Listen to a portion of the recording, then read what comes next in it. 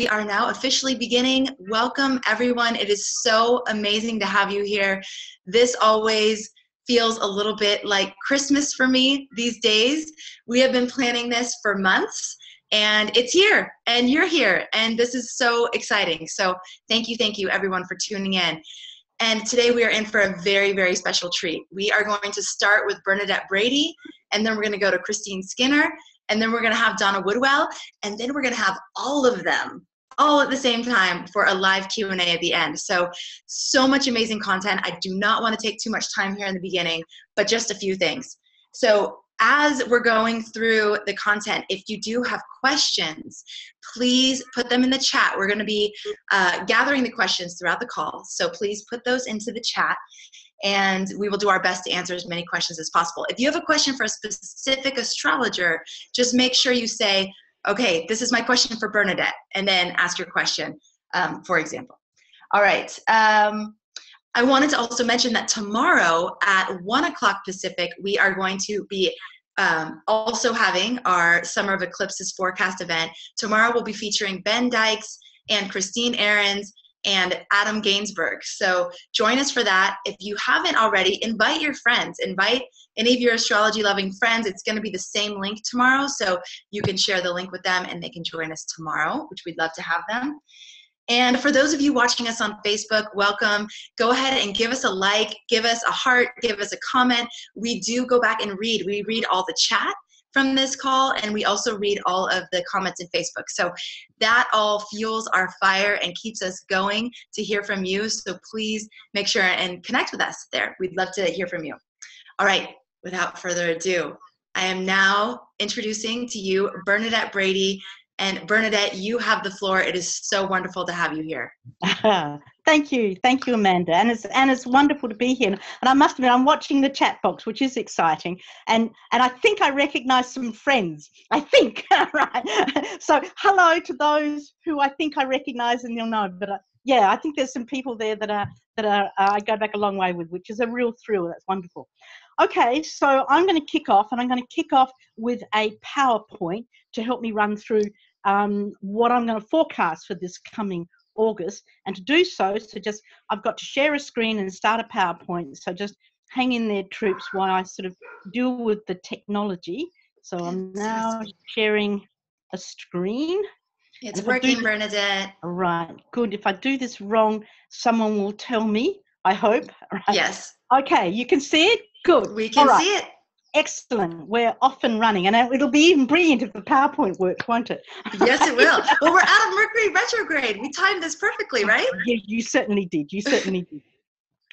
Okay, eclipses, summer 2017. There's all sorts of ways of dealing with this, of looking at it astrologically. I'm going to come in from the angle that I like the most, which is to go right back to the people who gave us a large part of astrology, the Assyrians and the Babylonians, and look at their writings on eclipses and relate that back to the eclipses of 2017. So there's a bit of technical stuff in here, but I'm happy to share the PowerPoint, Amanda. Afterwards, I can send it to you.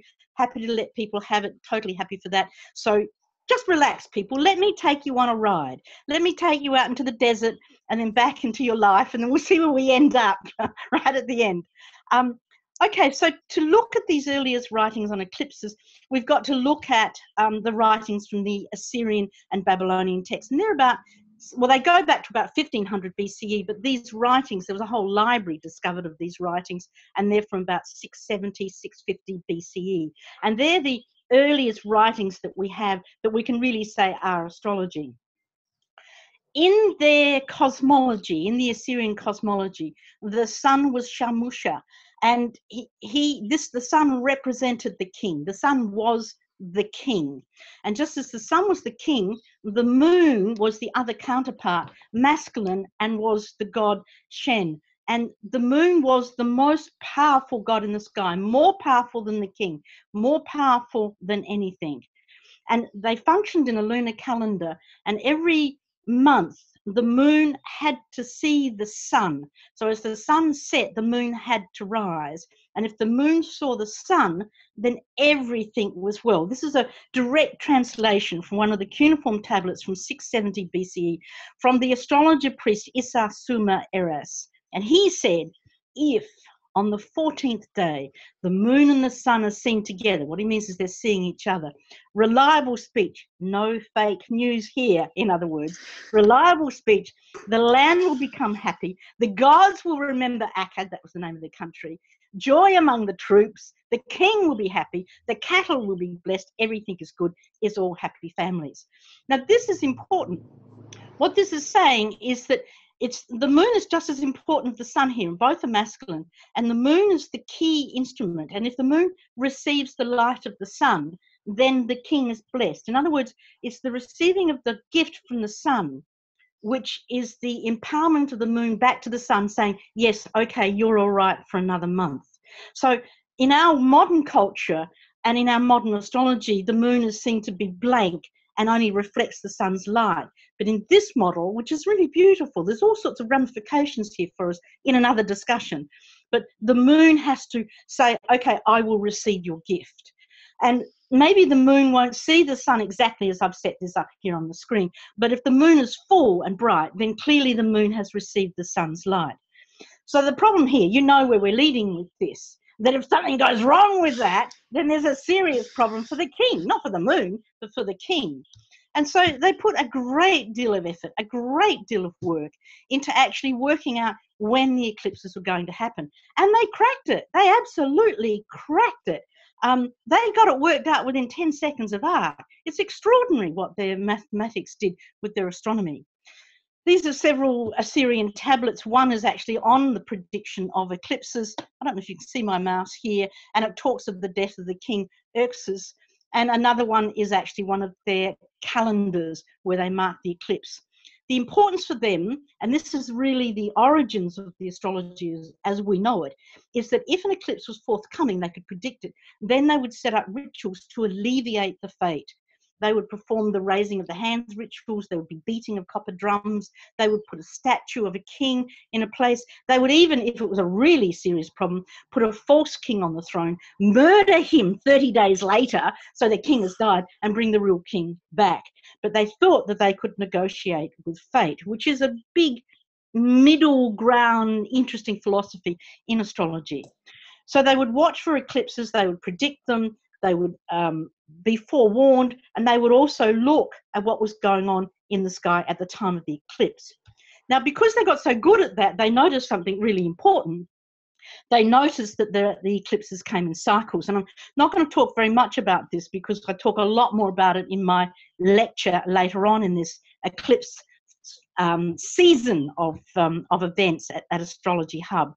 But they noticed that the solar eclipses occurred in cycles, and each cycle was about 1,300 years long, and every cycle produced an eclipse every 18 years and some days. And they noticed the same thing for a lunar eclipse as well, that they weren't just random, they happened in cycles, 1,400, 1,500, 1,600 years long, a little bit longer. And when we consider that, which they gave us, we can actually go back and look at the beginnings of these cycles. And as it comes to pass, at least I believe what I've been working on for the last 25, 30 years in astrology, is that each individual eclipse, just pluck an eclipse from the sky, it's not random, it actually belongs to a series. And that series has a birth chart. That series is a family. That series has a quality. So what we can do with eclipses, and particularly with the ones coming up in August, is we can look at both the lunar and the solar, and we can be very aware of the quality of those families that they come from. So let's do it for the lunar eclipse coming up, the first one. The lunar eclipse happens on the 7th of August, as you're aware. It's a tiny partial eclipse. Don't see much of it at all over Europe. It's got to be partial because the solar eclipse is total. When solar eclipses are total, lunars are partial. When lunars are total, solars are partial. That's the sheer beautiful and beautifulness of the geometry of our cosmos. Okay, it's a tiny partial eclipse. I've given you the dates there, and I've said to Amanda I'll let her have this PowerPoint. I've given you the dates there of every time this particular lunar eclipse series has produced an eclipse, from 1909 to 2089. But it actually started in 935, believe it or not, and it will keep running until 2395. So it's ticking along quite nicely. But we can look at the birth chart for this eclipse. And my interpretation of this birth chart, and it's only my interpretation, but my interpretation is that this particular eclipse, based on the planetary combinations I've given you there, is that we can think of this as unexpected, fortunate events. There's sort of a set of expectations which are totally unrealistic, a little bit Lululand really, but suddenly, through the intervention from an unexpected source, it all works out, it comes to pass. So what we'll do, and I'll just get the tech to turn off Amanda's microphones because it's clicking through, or someone's is, right, thank you. It comes to pass. So this is the quality of this eclipse. So hold that in your mind. So this is what we're going to apply to this lunar eclipse on the 7th of August. But let's now step into the world of the Assyrian astrologer priest. And this is actually the lunar eclipse as they would see it in the sky. And that's actually the time of the eclipse, but it's so partial, we're really not going to see it. Now, this is how we would see it, but this is how they would see it, right in the chest of the great goat fish, what we know as Capricorn. Now, this is their god Ea, and Ea is the great civilizing force on the planet. Ea he brings civilization. So it's about cosmic order and a relationship between the gods and the land. And indeed, we have actually a quote from 750 BCE about events happening in Ea.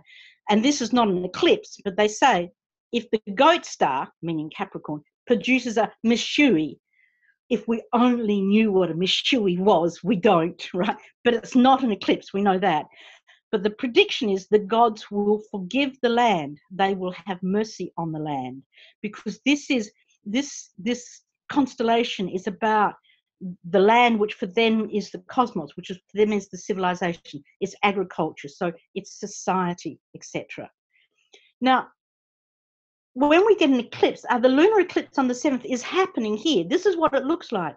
So if we can pretend to be Mesopotamian, what we'll actually get is that this is really quite serious. This is a challenge. Something's going wrong with the relationship between the gods and the land. That's the raw bare bones of what this means. If we bound back to look at the eclipse series, the lunar eclipse series we're looking at, then we've got these expectations which are unrealistic. You know, global warming will finish or something along those lines. I'm being slightly ridiculous. But these are happening in the goat. They're happening in the place of the environment, or they're happening in a sense of the place of the cosmic order of the world. So if we take that and meld that in our minds, we can have a go at making a prediction or a forecast for what this lunar eclipse is all about.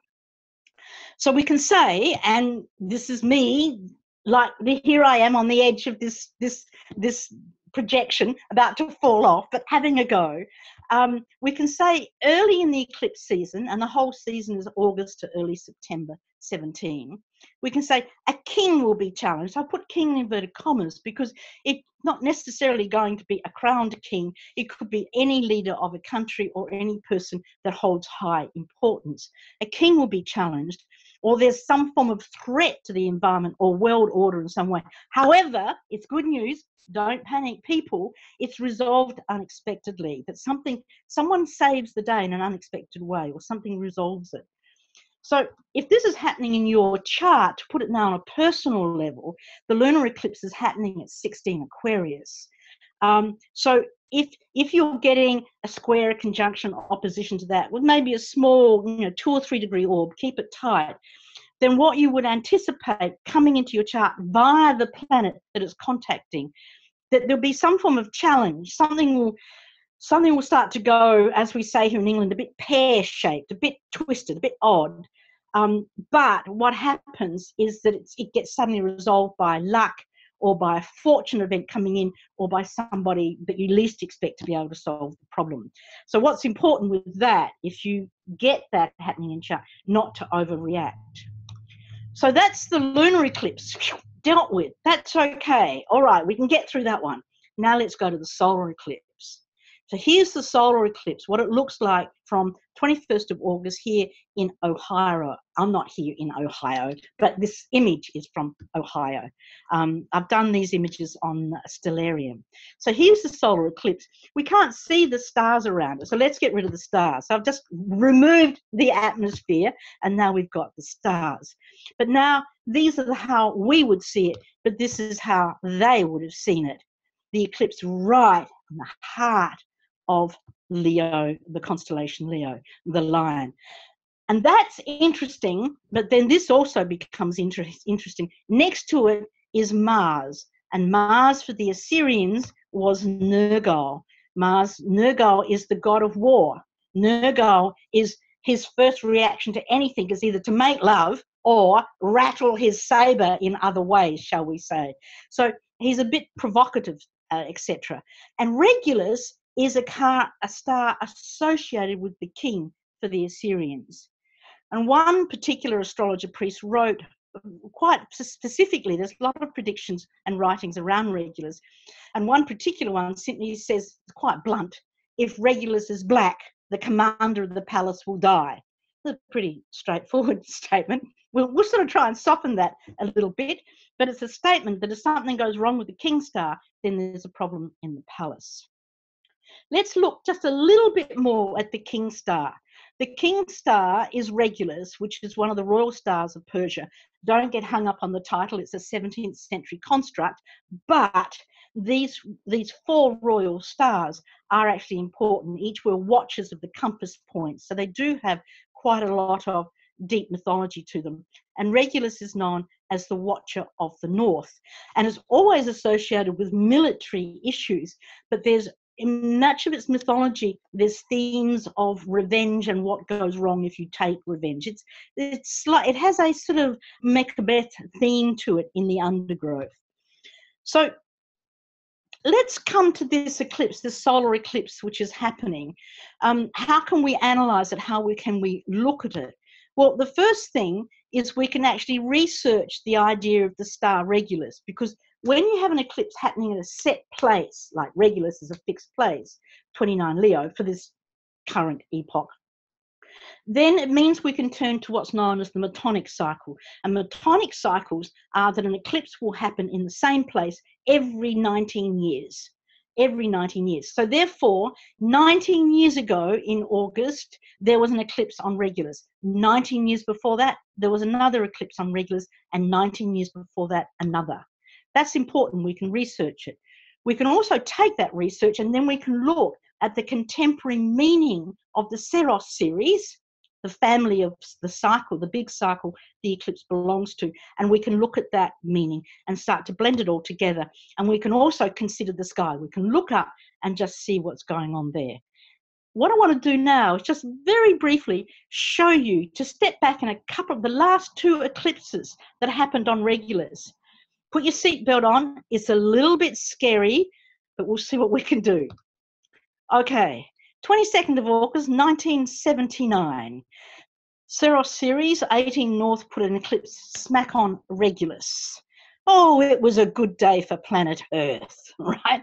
The USA and Great Britain, together they were united, performed nuclear tests, unfortunately, on Nevada. I don't know how Nevada coped. Australia also had similar problems. And of course, the USSR performed a nuclear test as well. This is one scary photograph. Look at those people sitting there watching this thing. It's terrifying. 18 North, so that's Regulus. We turn to 18 North.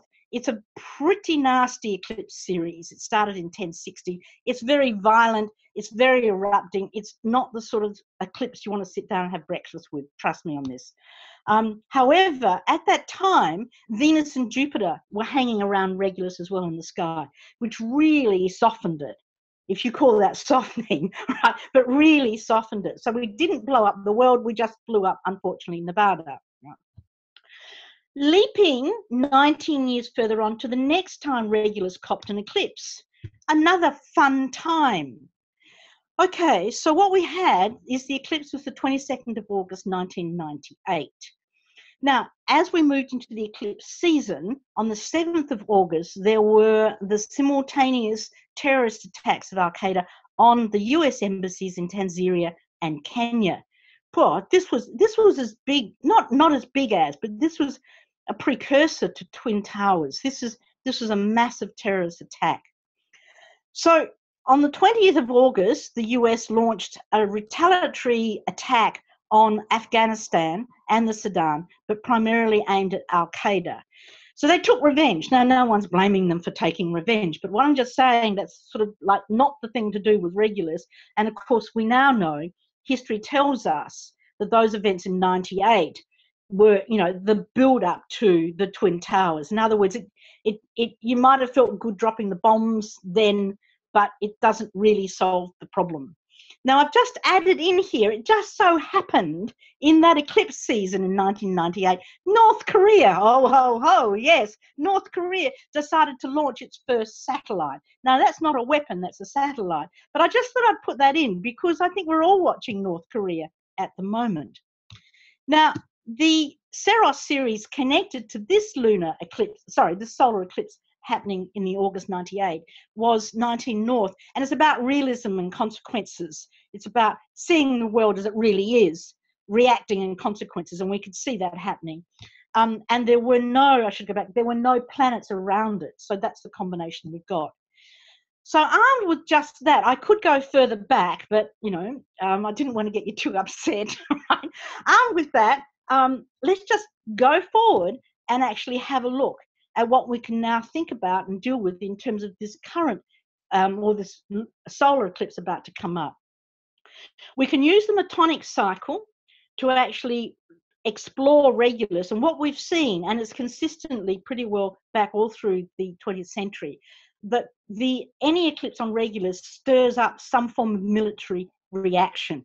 The only time it didn't is when Nixon was campaigning for president against Kennedy, and he hurt his leg on a car door in the campaign, and it was minor, he just bruised it, but it got infected and he ended up in hospital. He was really seriously ill, and it was actually marked as probably the thing that lost him the campaign. But he was the president when that happened, and so that was a direct attack on the king, which I found quite interesting.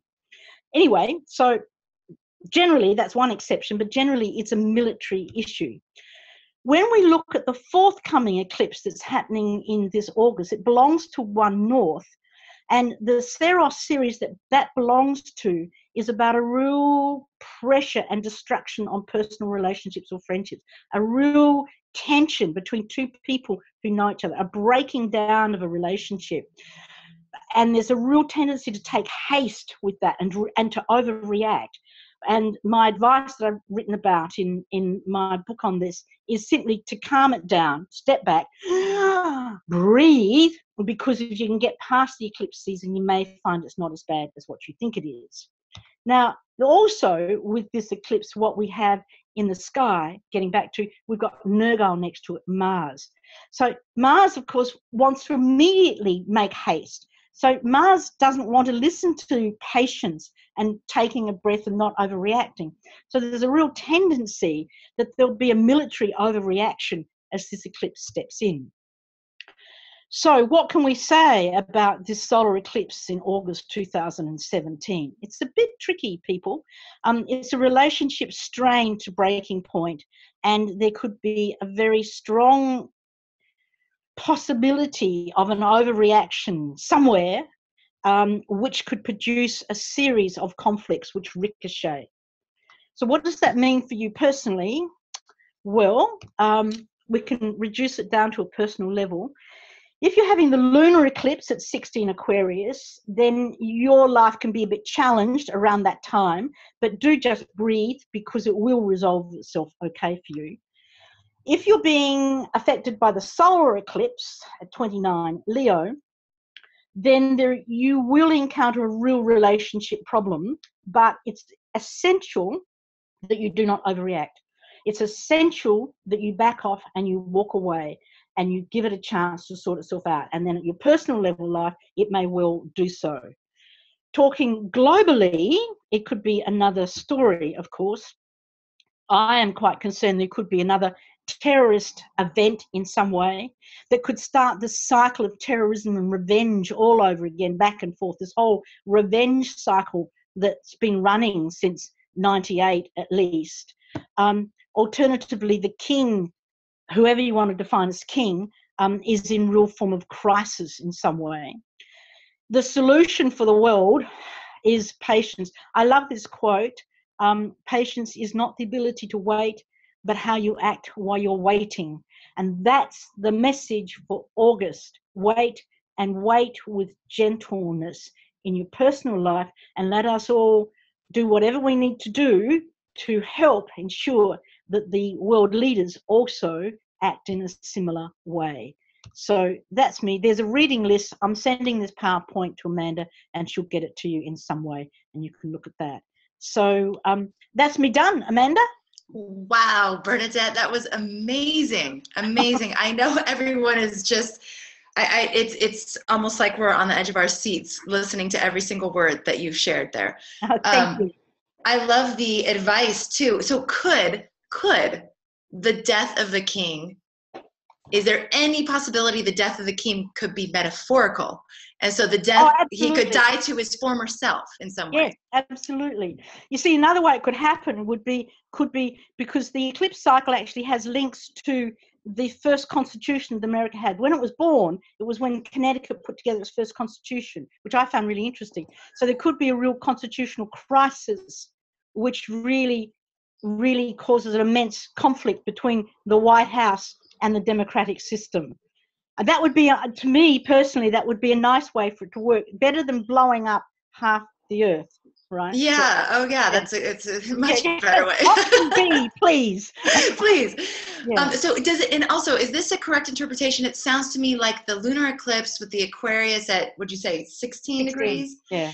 That if you have that it almost mitigates the, like, no, it won't mitigate. No, you might not get both, but if you're getting the lunar eclipse, it's much easier. It's sort of something falls into place really quite unexpectedly from an unknown source. So, and it's about just letting that ride through. So it's quite okay. It's the solar eclipse that is if people are having it in their charts, if they have a relationship problem, personal or a friend or work, or they're in their private, their significant other, it's just important they don't overreact. And that also applies to business partnerships, Amanda. It's about not overreacting and just get out of the eclipse season, get into mid-September, and the dust will settle, and that should work. But the real lesson is there should be no revenge at any stage, and there should be the sense of still patience, having patience without trying to get scoring points underneath.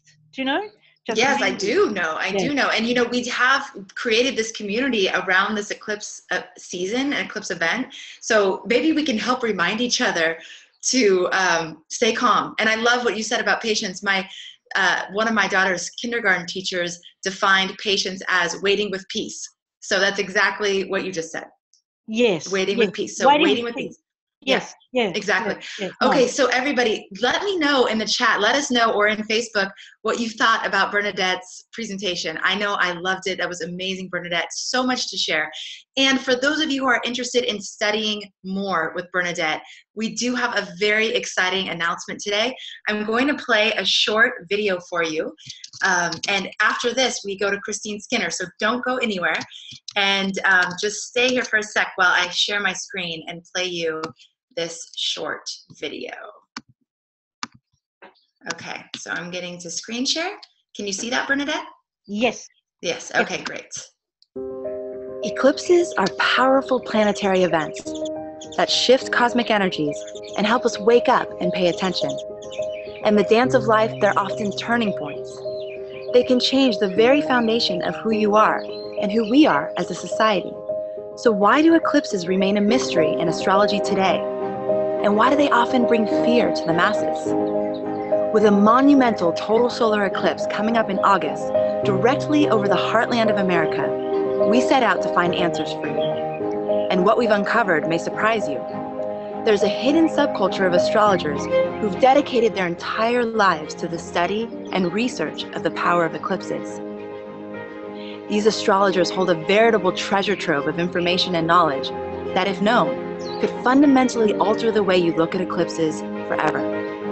Today, I'm thrilled to announce a new training opportunity where you can learn from these select few who have literally written the books that define our current understanding of the elusive subject of eclipses. Allow me to introduce the Eclipse Mastery Program, a special 6-week online training featuring the world's top 6 astrology experts and eclipse teachers. Finally, you can learn how to interpret eclipses in different types of charts, how eclipses coincide with historical events or portend future ones. We've created an intimate setting where you can learn the secrets of eclipses with clarity and confidence. For a short period of time, we're opening enrollment for our new Eclipse Mastery Program. We'll be closing enrollment soon because classes are starting shortly, so register today to reserve your spot. Simply click the button below and complete the form to join us. First, we have award-winning astrologer Bernadette Brady. She's often credited with writing the book on eclipses, and she'll be showing you how to determine which eclipses will have a strong influence on you.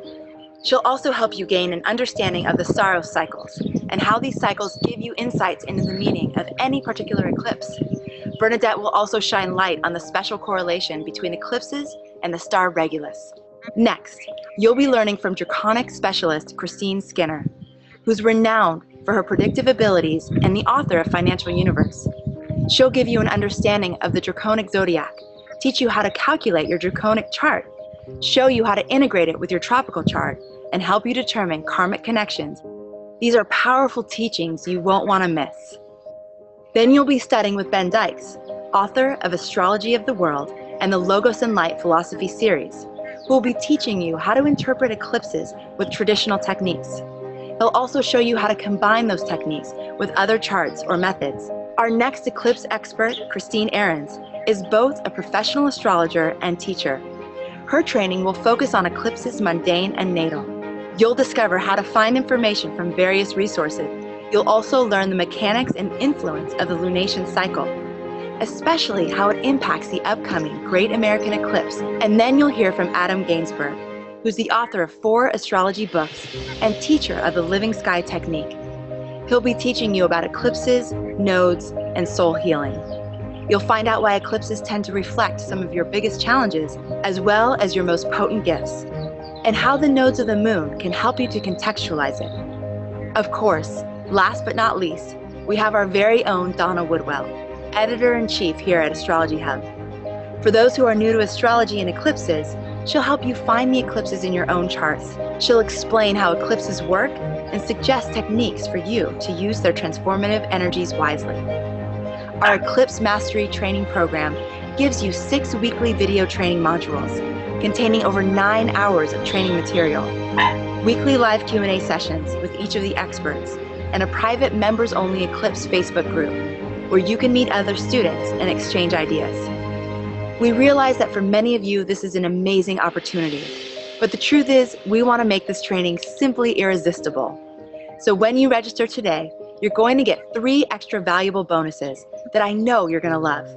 We prepared a custom 150-year eclipse ephemeris you can use to identify which eclipses had a direct influence on your astrology chart, as well as the events in your life which followed.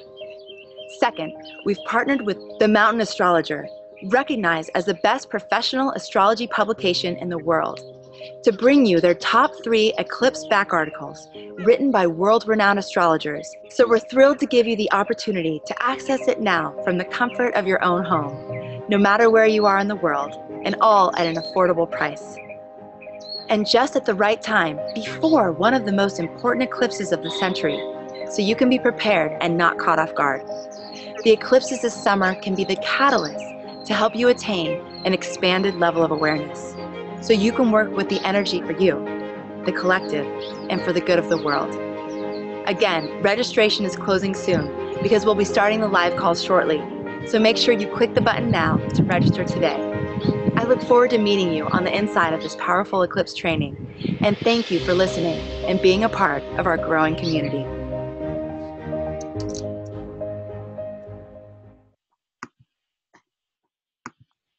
All right. Thank you, everybody, for watching that video that we prepared for our upcoming course, and I really hope that you can join us. I wanted to say thank you to Anna, Christy, William, Carolyn, Will, Maja, and Karen. You've already joined us, and we are so excited to have you as a part of the course and the training, and it's just going to be amazing. So more to come. Bernadette, you're incredible. We are going to see you in, what, an hour? We're going to see you in an hour for the live Q&A. So everybody, you'll get to see Bernadette again. If you have any questions, please put them in the chat, put them in the Facebook group, and we will be answering those in an hour from now. I have a feeling we're going to go over a little bit just because this is just too much fun. So anyways, Bernadette, thank you, and we will see you soon. Yes. Okay. Great. All right. So, the link. I'm sorry. If you'd like to register for the course, the link is in the chat. It's also in the Facebook group. So if you'd like to register, you can do so now. Link is in the chat. Okay. Join us. Can't wait. Next, we have Christine Skinner. Christine, are you there? Let's see, Christine. I can't see Christine's picture. Just hold on. Am I coming in now? You're there. I can see you. All right. Yes, great. Hello from London. Hello from Maui. I really hope Bernadette hasn't run away. That was absolutely, she gave a masterclass. That was absolutely brilliant. What Bernadette might not have known, I took the time exactly for when she started to speak. This is this is how astrology works. And I was also looking at the Draconic chart of when she spoke. And you stopped talking just as the ascendant was moving from Taurus into Sagittarius. So she stepped forward as our guru. And, you know, she offered us just the most mega masterclass. I hope she can hear me say that. It was phenomenal, fantastic. So we all have different approaches. So I'm taking this from a slightly different angle. But first of all, can I say that this is no coincidence that you're doing this eclipse course now? It can't be, can it? You may not know this, but studies have shown that astrologers, and this is, you can't actually say a statistical analysis has been done on this, but as far as we know, astrologers, the degree 27, 28 degrees of Leo tends to come up very often in the charts of astrologers. Now, it doesn't mean to say if you haven't got a planet there that you're not any good as an astrologer, but it does suggest if you do have a planet there that you will at least embrace the astrological community and be part of it. So here we are with this big eclipse coming now, and you're saying, let's throw the spotlight there, because for me, an eclipse is a bit like a theatrical light. So we've just turned, we've just brought the floodlight round to look at it.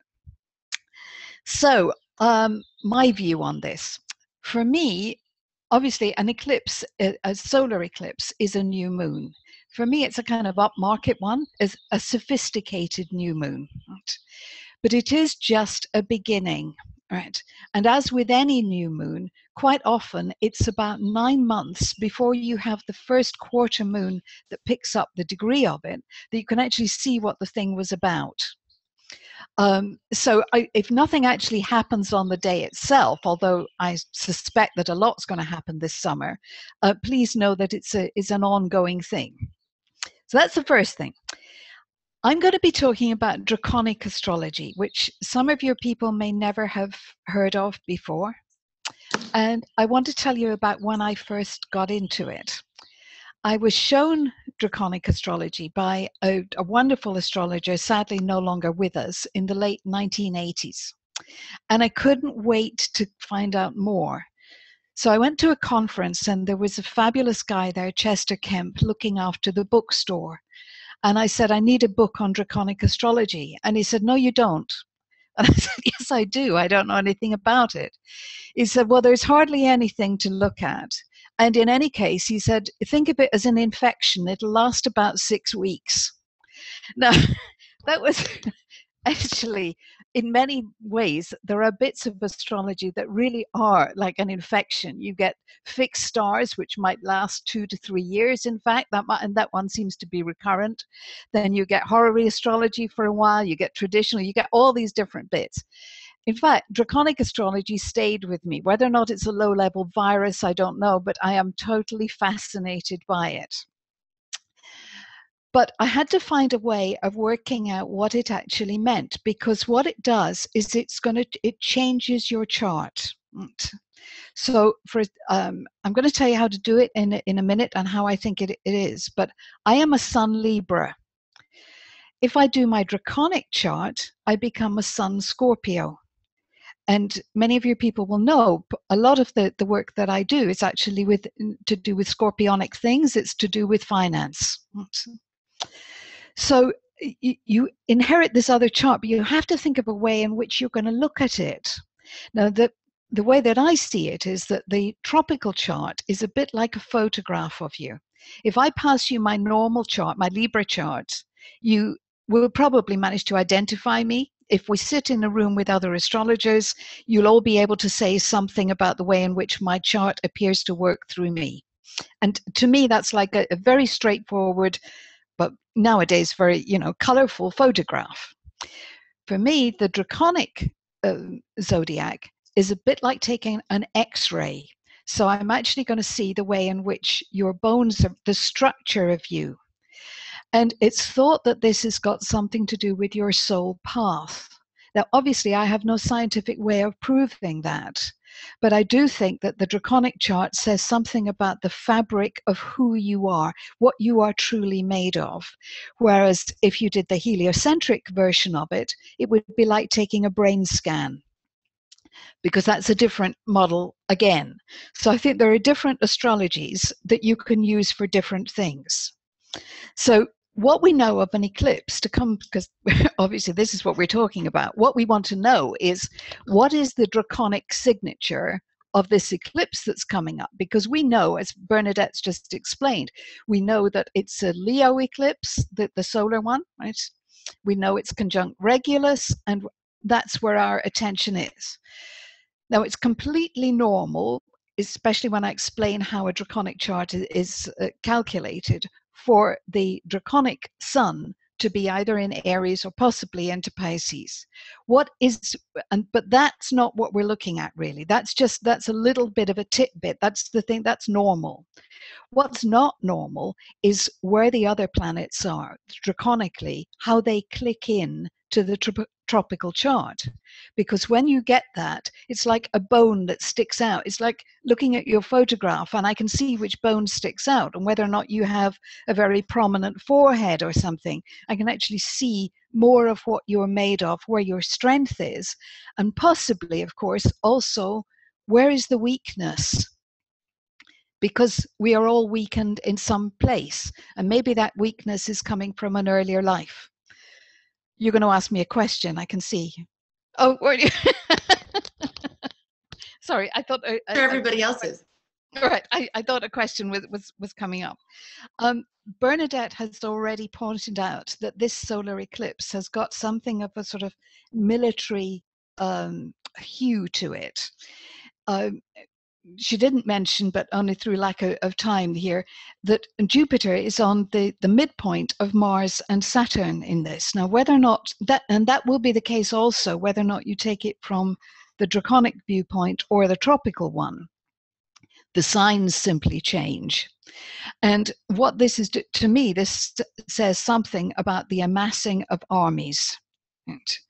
But the question is, what kind of armies will they be? Now, anybody who's actually looked at the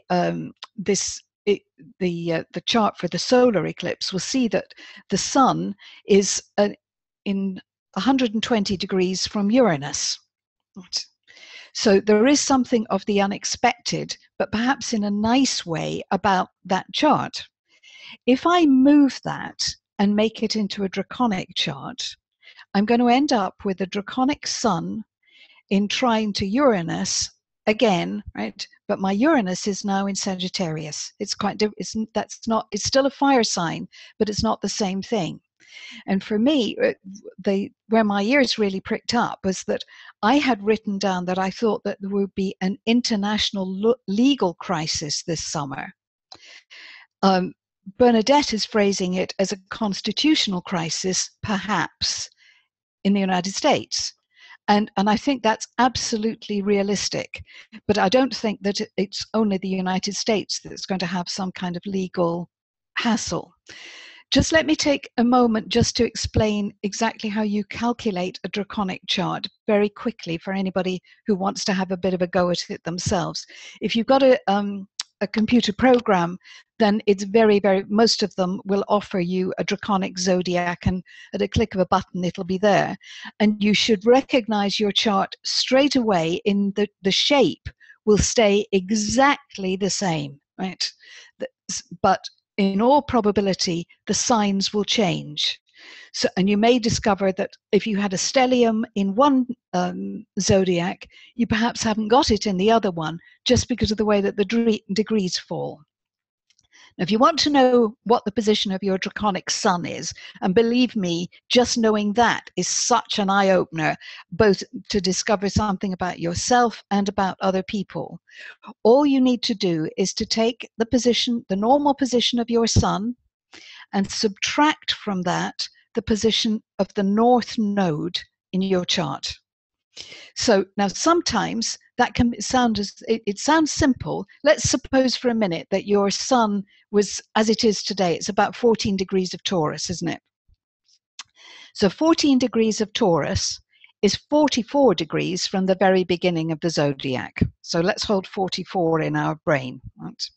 Now, supposing the node was at 21 degrees of Aries, that would be a nice simple sum, because 44 minus 21, 23 degrees Aries. So instead of being a sun Taurus, now you're a draconic sun in Aries.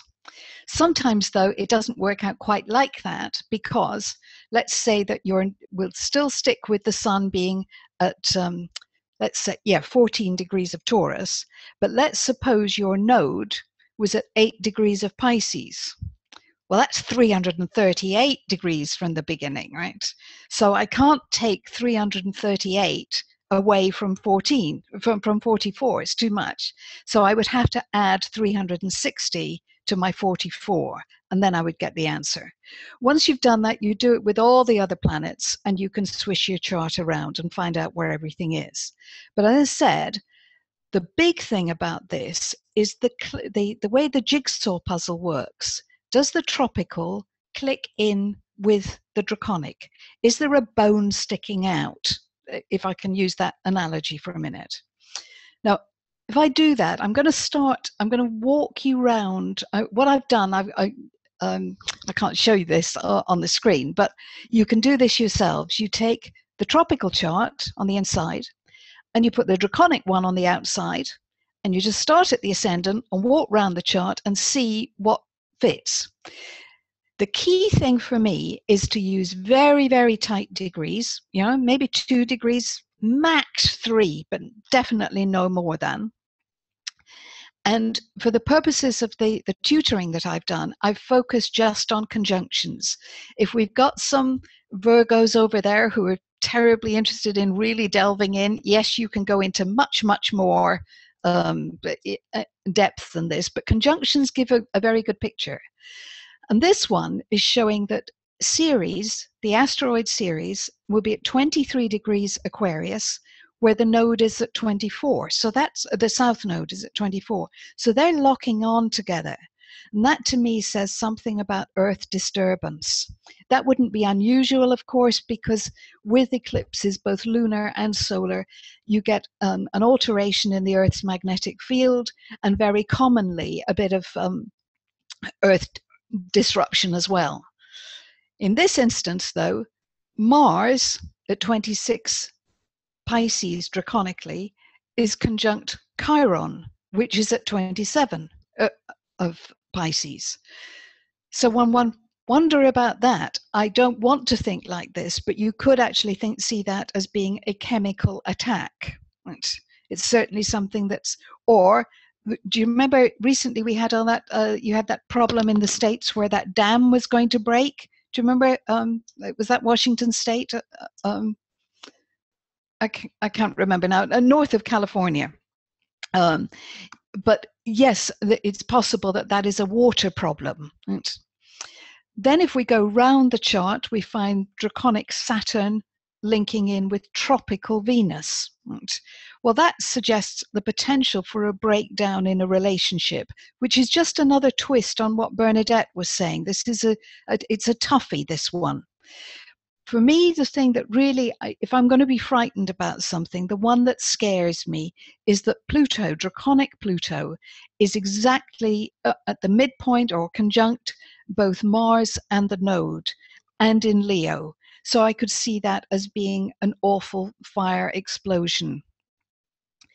The last thing I think to look at on this is that the Draconic Neptune at 19 of Libra is conjunct tropical Jupiter at 20 of Libra. Now that's interesting because that could say something, supposing I start to think in terms of Earth movement, that could say something about a tsunami, right?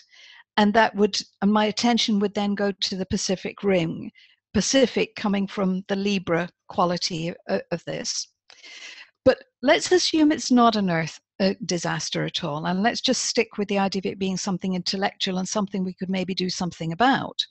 This again would speak to me of perhaps a crisis at the United Nations and a real crisis about international law. Have I got time to just give an example of something here? Am I okay? Sorry, I was muted. Yes, you are. You're okay. I'm okay, am I?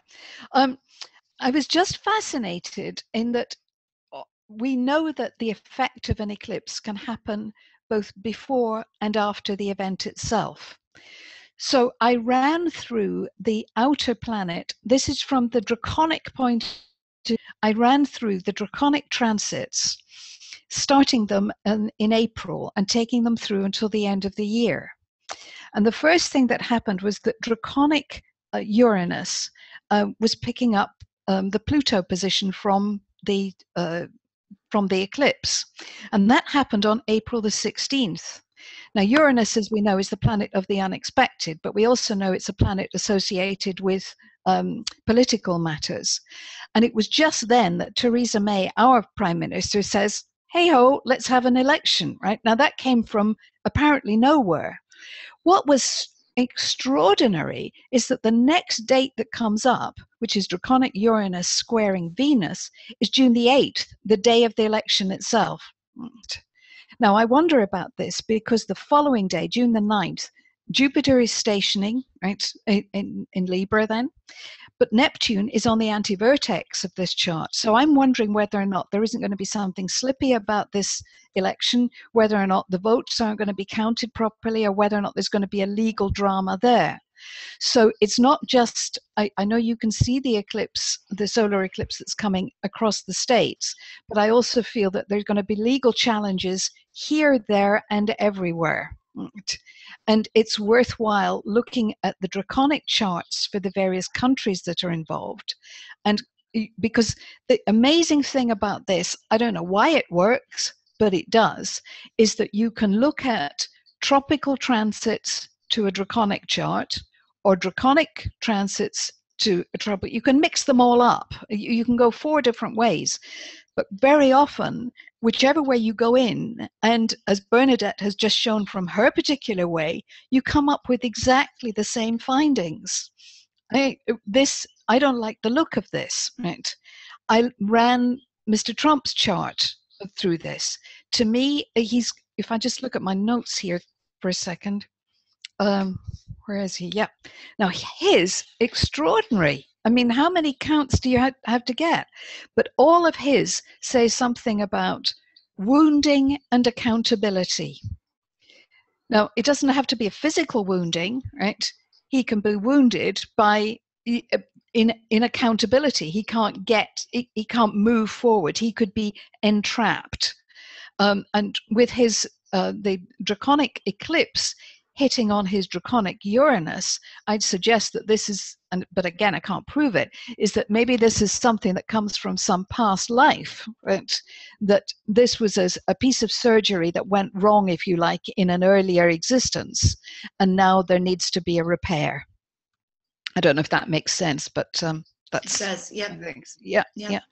I also would just like to point out that if you take the chart for Europe, because obviously we're here and we're all, we're EU nuts at the moment because we don't know what's happening.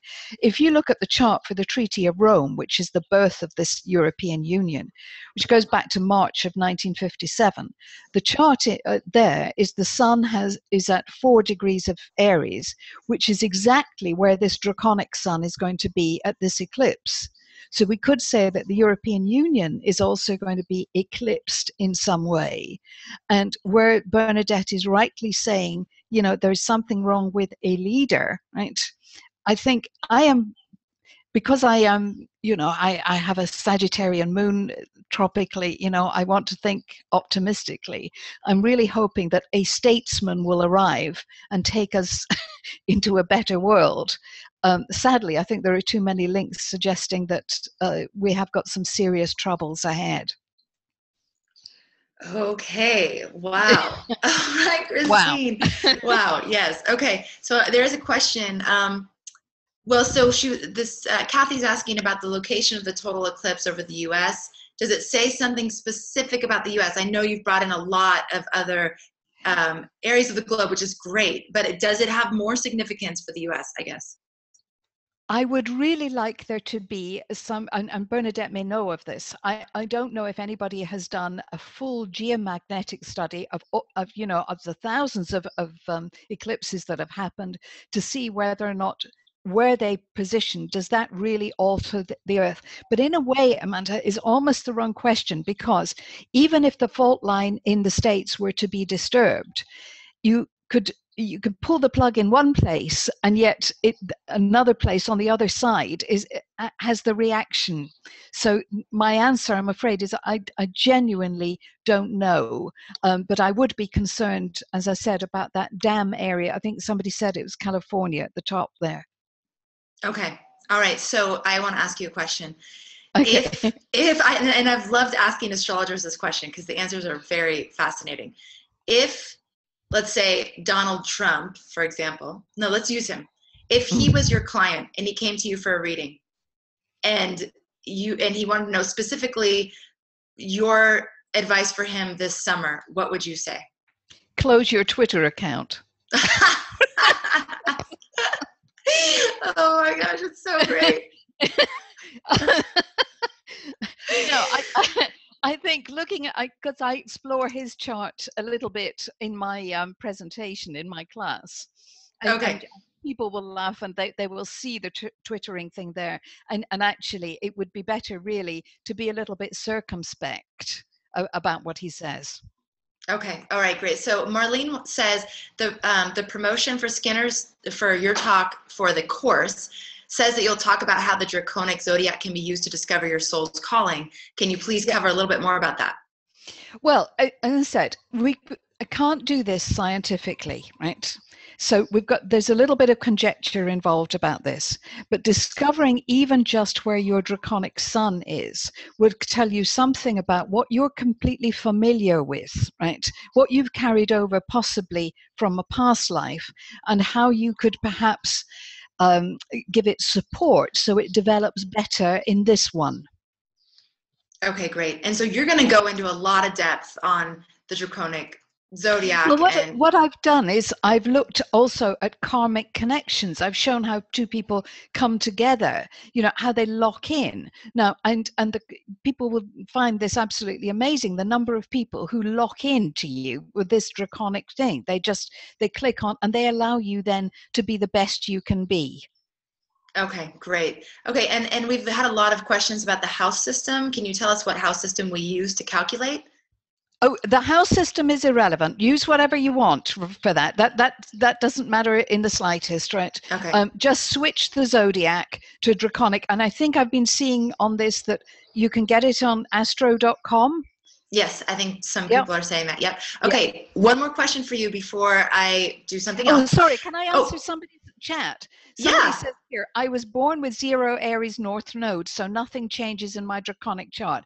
Well, no, it doesn't. But that means that there may be a fragility about you. You have to look after your physical self very, very well, because you're completely exposed.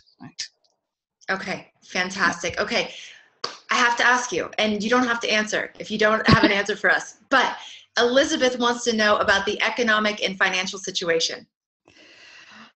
Well, it's not looking very good for the fourth quarter of the year. Will that do? Yeah. Okay, so it's not looking very good for the fourth quarter of the year. All right, and we'll be able to get some more details on that from other ways from you in the future. Yeah. Okay, great. Okay, everybody. So we are next going to go to Donna Woodwell. Please stick around, because after Donna, Bernadette, Christine, and Donna, all three of them will be together for a live Q&A session. So put your questions in the chat. Anything we haven't answered, we're going to do our best to answer in that 30-minute live Q&A at the end. Now I'd like to once again show you the video for our upcoming Eclipse Mastery program, because we have a lot of new people on the phone and I want to make sure everybody gets a chance to see it. So we've had people joining us already. It is so exciting. This is going to be one of the most amazing offerings that we have put together at Astrology Hub so far. We have the most amazing qualified experts teaching on eclipses, specifically a topic that is really, really hard to find a lot of information about. So someone earlier was saying, just Google and you can figure things out. It's like, well, you don't have to do that. We have a solution for you. So I'm going to go ahead and share my screen, and just hold on one second. Bear with me. Okay, hold on. Okay, getting there, sharing screen. Okay, here we go. And next up we have Donna Woodwell. Eclipses are powerful planetary events that shift cosmic energies and help us wake up and pay attention. In the dance of life, they're often turning points. They can change the very foundation of who you are and who we are as a society. So why do eclipses remain a mystery in astrology today? And why do they often bring fear to the masses? With a monumental total solar eclipse coming up in August, directly over the heartland of America, we set out to find answers for you. And what we've uncovered may surprise you.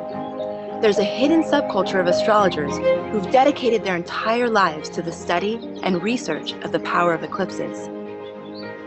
These astrologers hold a veritable treasure trove of information and knowledge that, if known, could fundamentally alter the way you look at eclipses forever. Today, I'm thrilled to announce a new training opportunity where you can learn from these select few who have literally written the books that define our current understanding of the elusive subject of eclipses.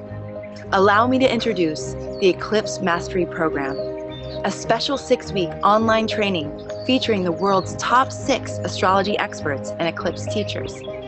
Finally, you can learn how to interpret eclipses in different types of charts, how eclipses coincide with historical events or portend future ones.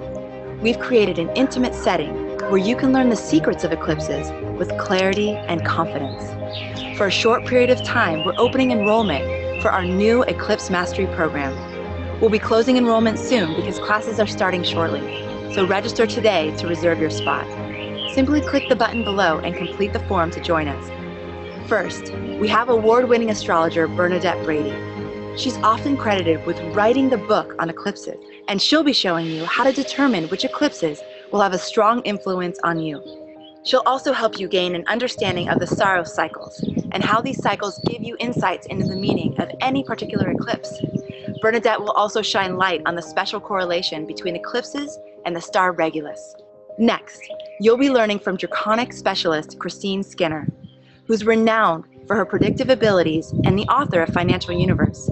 She'll give you an understanding of the Draconic zodiac, teach you how to calculate your Draconic chart, show you how to integrate it with your tropical chart, and help you determine karmic connections. These are powerful teachings you won't want to miss.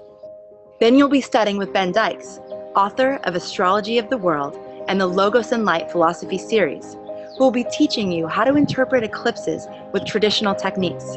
He'll also show you how to combine those techniques with other charts or methods. Our next eclipse expert, Christine Ahrens, is both a professional astrologer and teacher. Her training will focus on eclipses mundane and natal. You'll discover how to find information from various resources. You'll also learn the mechanics and influence of the lunation cycle. especially how it impacts the upcoming Great American Eclipse. And then you'll hear from Adam Gainsberg, who's the author of 4 astrology books and teacher of the Living Sky technique. He'll be teaching you about eclipses, nodes, and soul healing.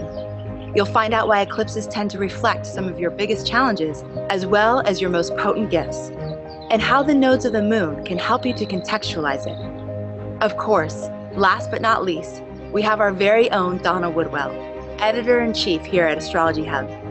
For those who are new to astrology and eclipses, she'll help you find the eclipses in your own charts. She'll explain how eclipses work and suggest techniques for you to use their transformative energies wisely.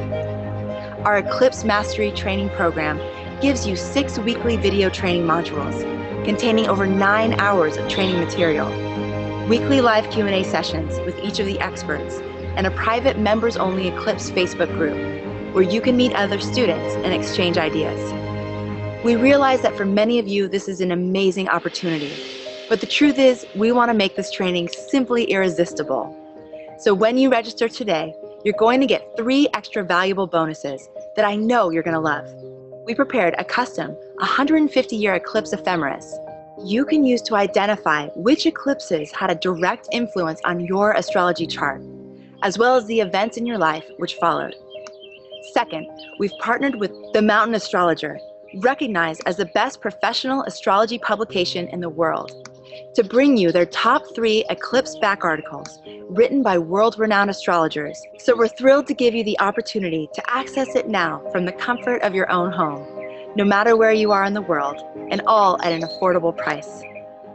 And just at the right time, before one of the most important eclipses of the century, so you can be prepared and not caught off guard.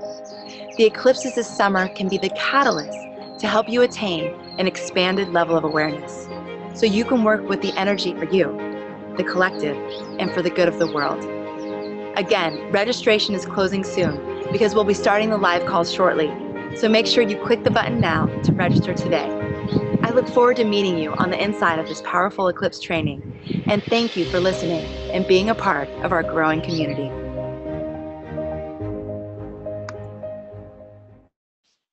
Okay, so thank you again. I think that my video might not be showing. I'm hoping can people see me or just hear me at this point?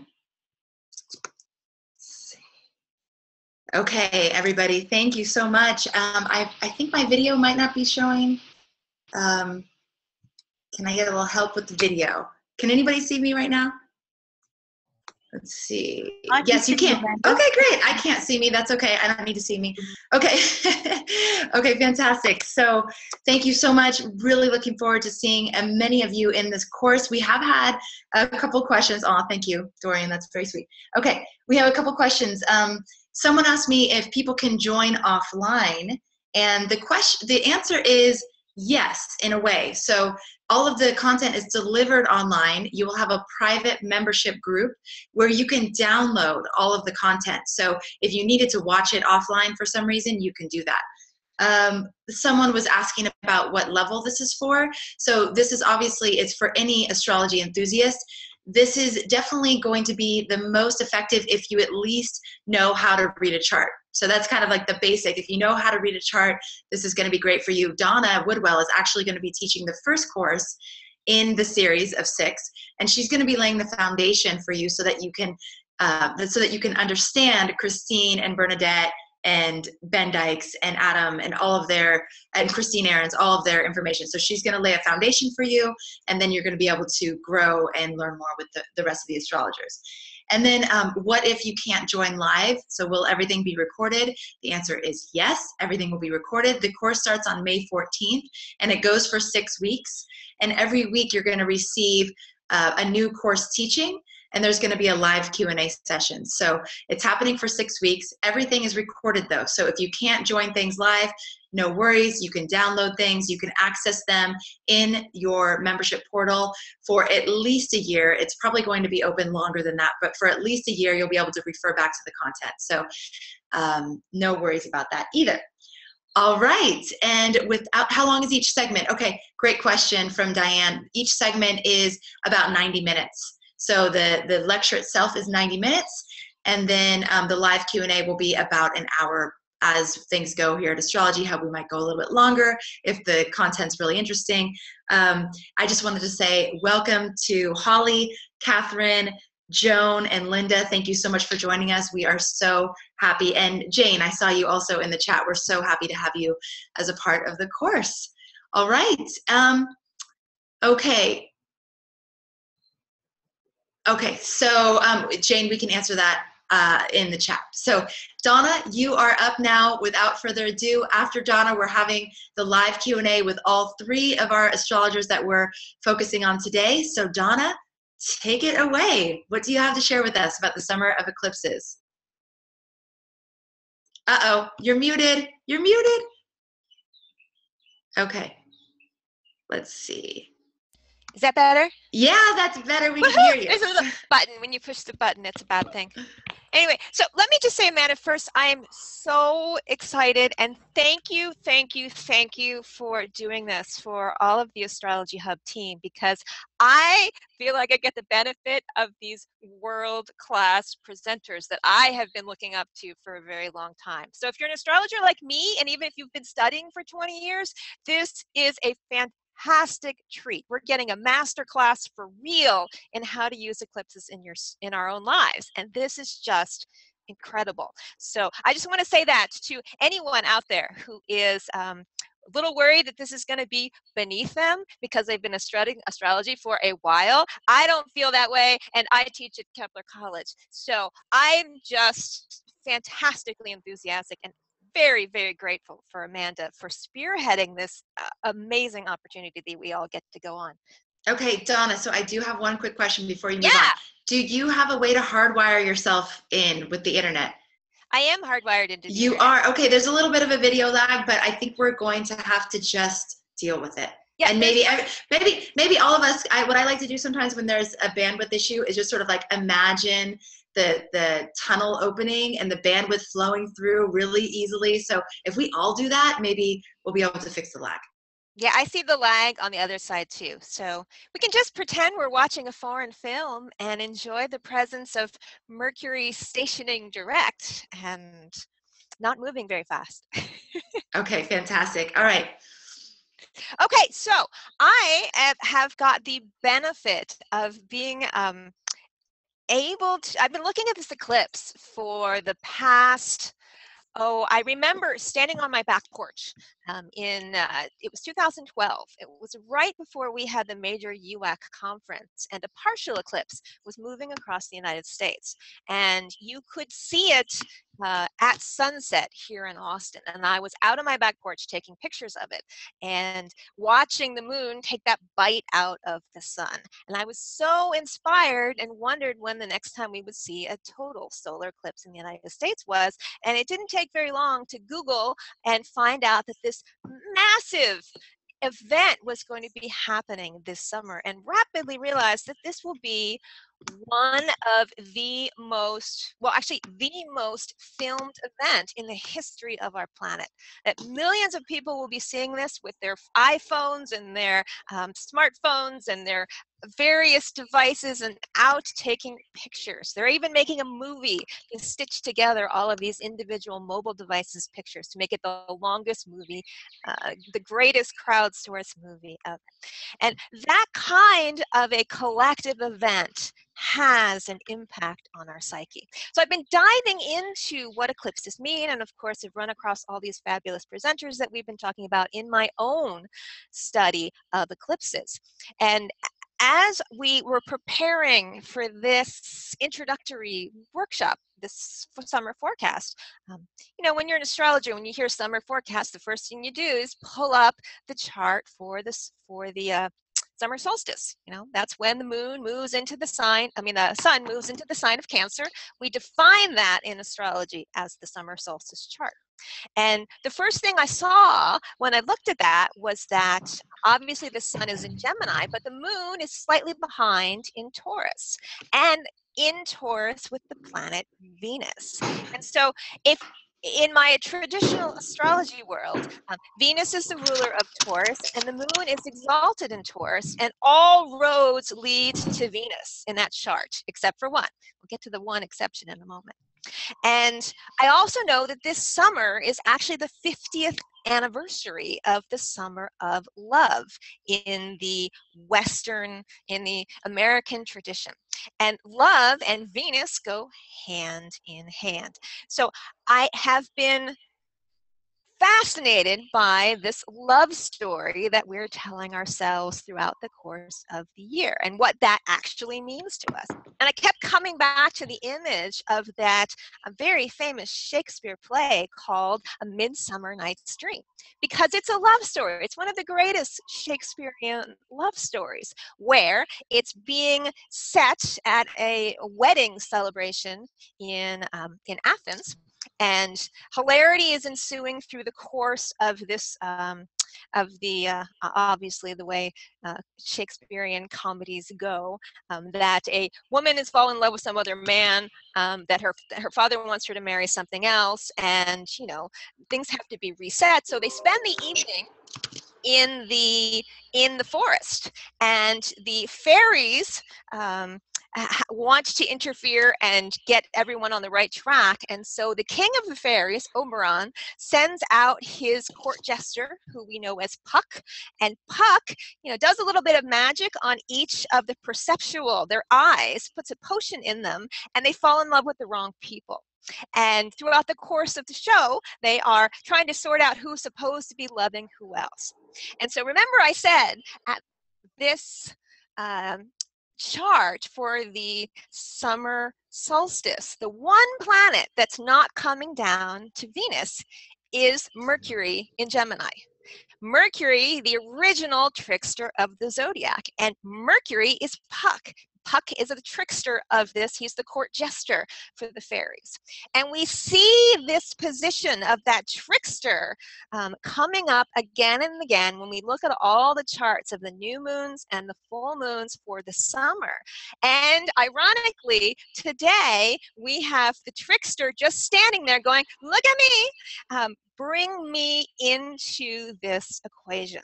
And so that's what I wanted to talk about today, is how we can use the power of our trickster selves, the power of ourselves to use that mental capacity, our imaginations, to bring a new reality into this equation, and that it's not all about just being subject to the slings and arrows of fortune, that we and where we put our awareness has something to say about how we will see the outcomes of this. There is a scholar who I absolutely adore. His name is Peter Kingsley. He's from England. He's been studying classical thought for years and years. He does a lot of translation work and specializes in the philosophy of the ancient Greeks and Romans, who were integral in the creation of our version of astrology.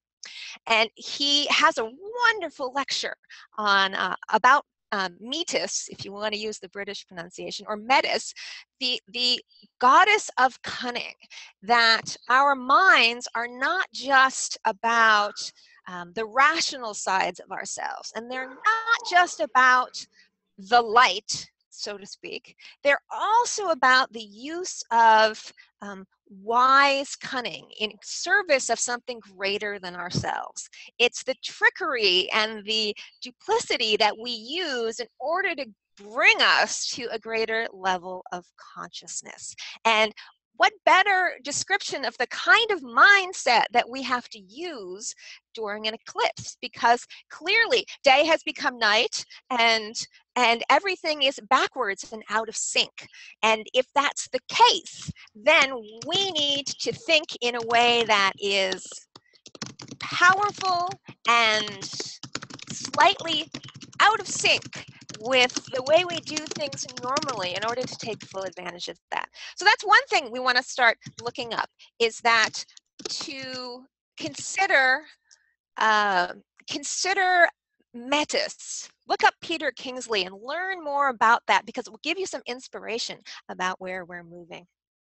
Okay, so other thing to consider, and back to Mercury. Mercury, if you remember Bernadette's PowerPoint presentation, we had Mars on one side of the sun. We had Mercury on the other side of the sun. And the way those are moving through the summer is that they're converging on the place where the sun is eclipsed. And that will become really important as the eclipse itself plays out. So I'll touch on that at the end. Okay, so as just a few days after the summer solstice, we have on the 23rd of June, we have the new moon in Cancer, and we have 4 planets in Cancer. And so this is the time when we're all focused on hearth and home, my tribe, my safety, the typical things that happen when we're moving into the season of the 4th of July in the United States and the home festivals and things. But right after that, we have a full moon coming up in Capricorn on the 8th of July. And why this is important is that first, it's right after the 4th of July. So it's hitting the United States sun chart within a few degrees off the sun. And it's tapping into that potent alignment that some astrologers have brought up in previous Q&As that we've done on this eclipse, that the United States is entering into a period of its Pluto return. And so at this full moon in Capricorn around the 8th of July, we will be having the sun conjunct Pluto the moon conjunct Pluto in Capricorn opposite the sun conjunct Mars in Cancer.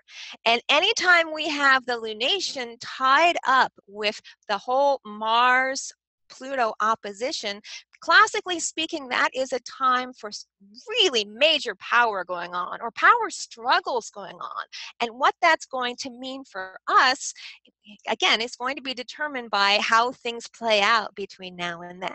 It could be a power struggle between the people and Pluto, and the people taking back their own power, the people represented by the moon, and the sun, the leaders, feeling very martial about the situation. So things could play out so that, in the extreme case, this is people resisting some kind of attempt at martial law. But that's extreme. It could also be a time for us all to recognize that we each have internal power, that we can impact our leaders and where we are going with our future. And I think that's what these eclipses are really about for the United States and for the world. What position do we need to take in our ability to create the future? So once we move past that, we're going into the first Leo new moon. Now, every few years, we have either 2 new moons in a row in one sign or 2 full moons in a row in one sign, and we kind of switch the way the lunations work. So we are actually having 2 Leo full moons. We're having one on July 23rd, and the second one is on August 21st. That's the Great American Eclipse. So the first one is at the very, very beginning of Leo. The moon, the sun, Mars, and Mercury are all in Leo by that point in time. And Mercury, interesting enough, on that first Leo new moon is at the eclipse degree. So that's a triggering point for the eclipse itself with our sneaky little Mercury. So I might expect around then to start getting even more clues about how Mercury will play out in our eclipse story as it continues to unfold. Okay? So from there, we move into eclipse season proper. The August 7th Aquarius full moon is actually the Aquarius lunar eclipse that we just talked about. And this is an opportunity to really get into understanding how our minds are creating our perceptions of the world. Now, what I mean by that is that the sun is in Leo and the moon is in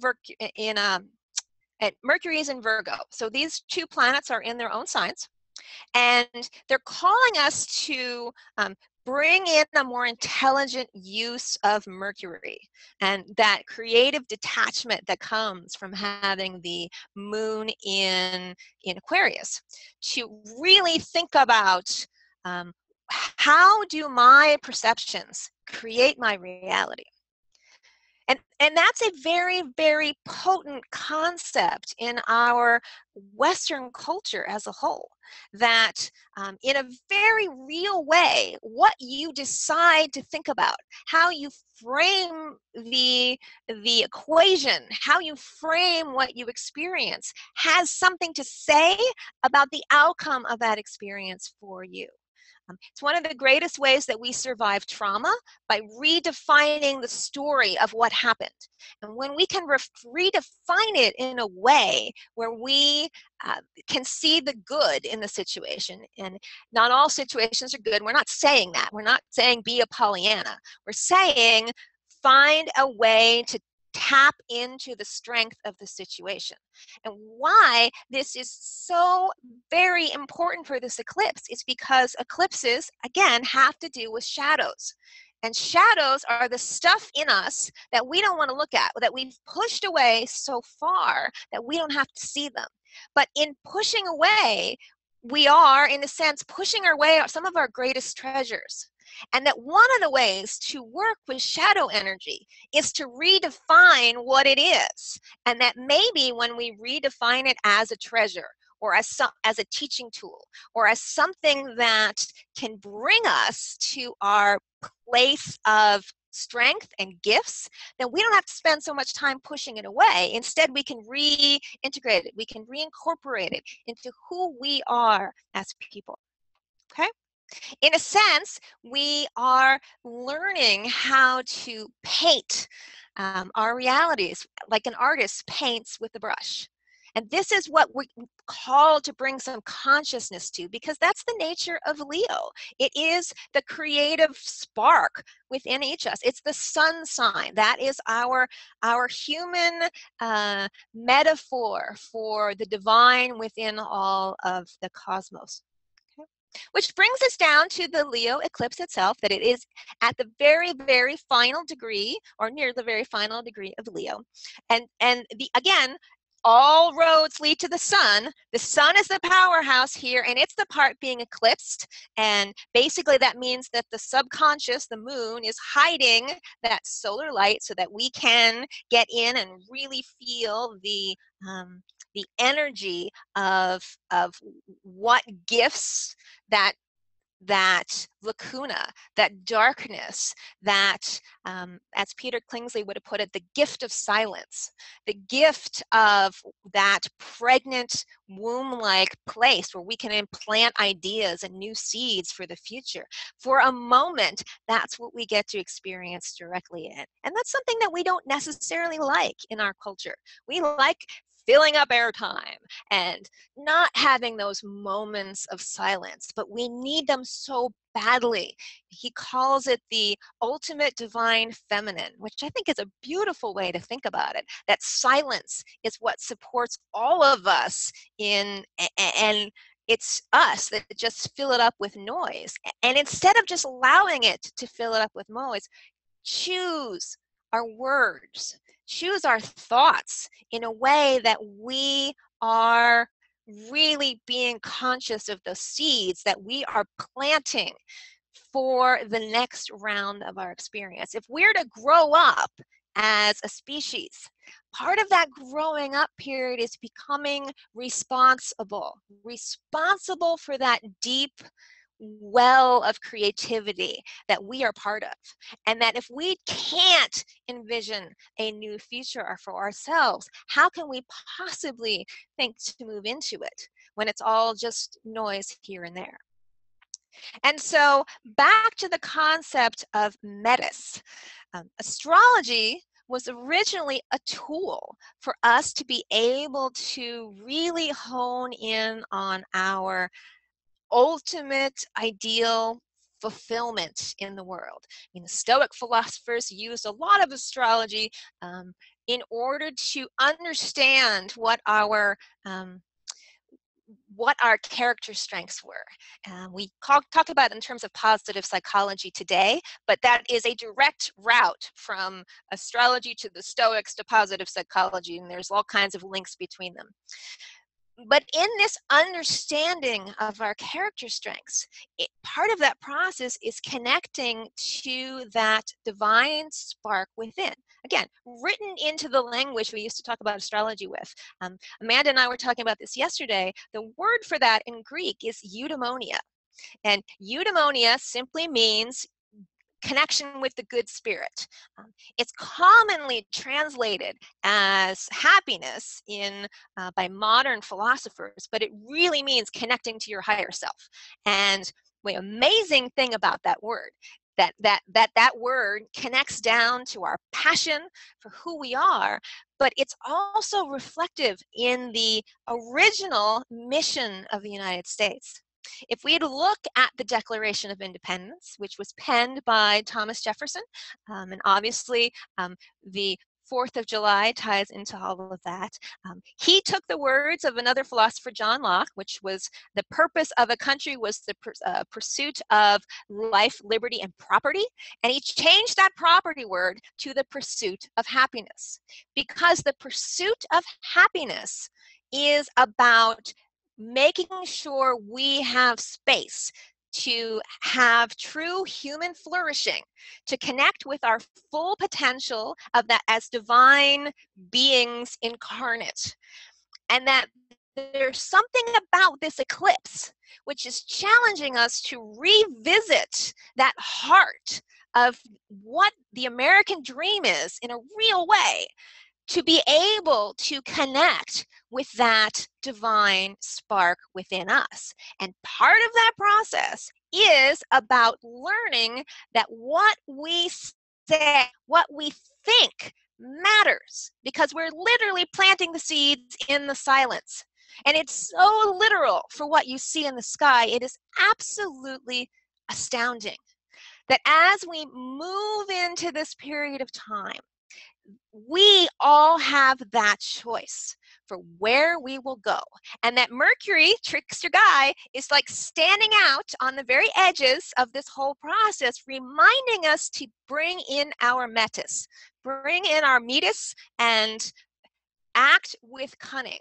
And sometimes all of this could seem like that Shakespearean play where hilarity is ensuing, but once we cleanse our perceptions, once we get out all of that stuff that's making us think one thing that's really something else, as we've already talked about today, don't jump to conclusions and really question, is this real? Is this really what's happening?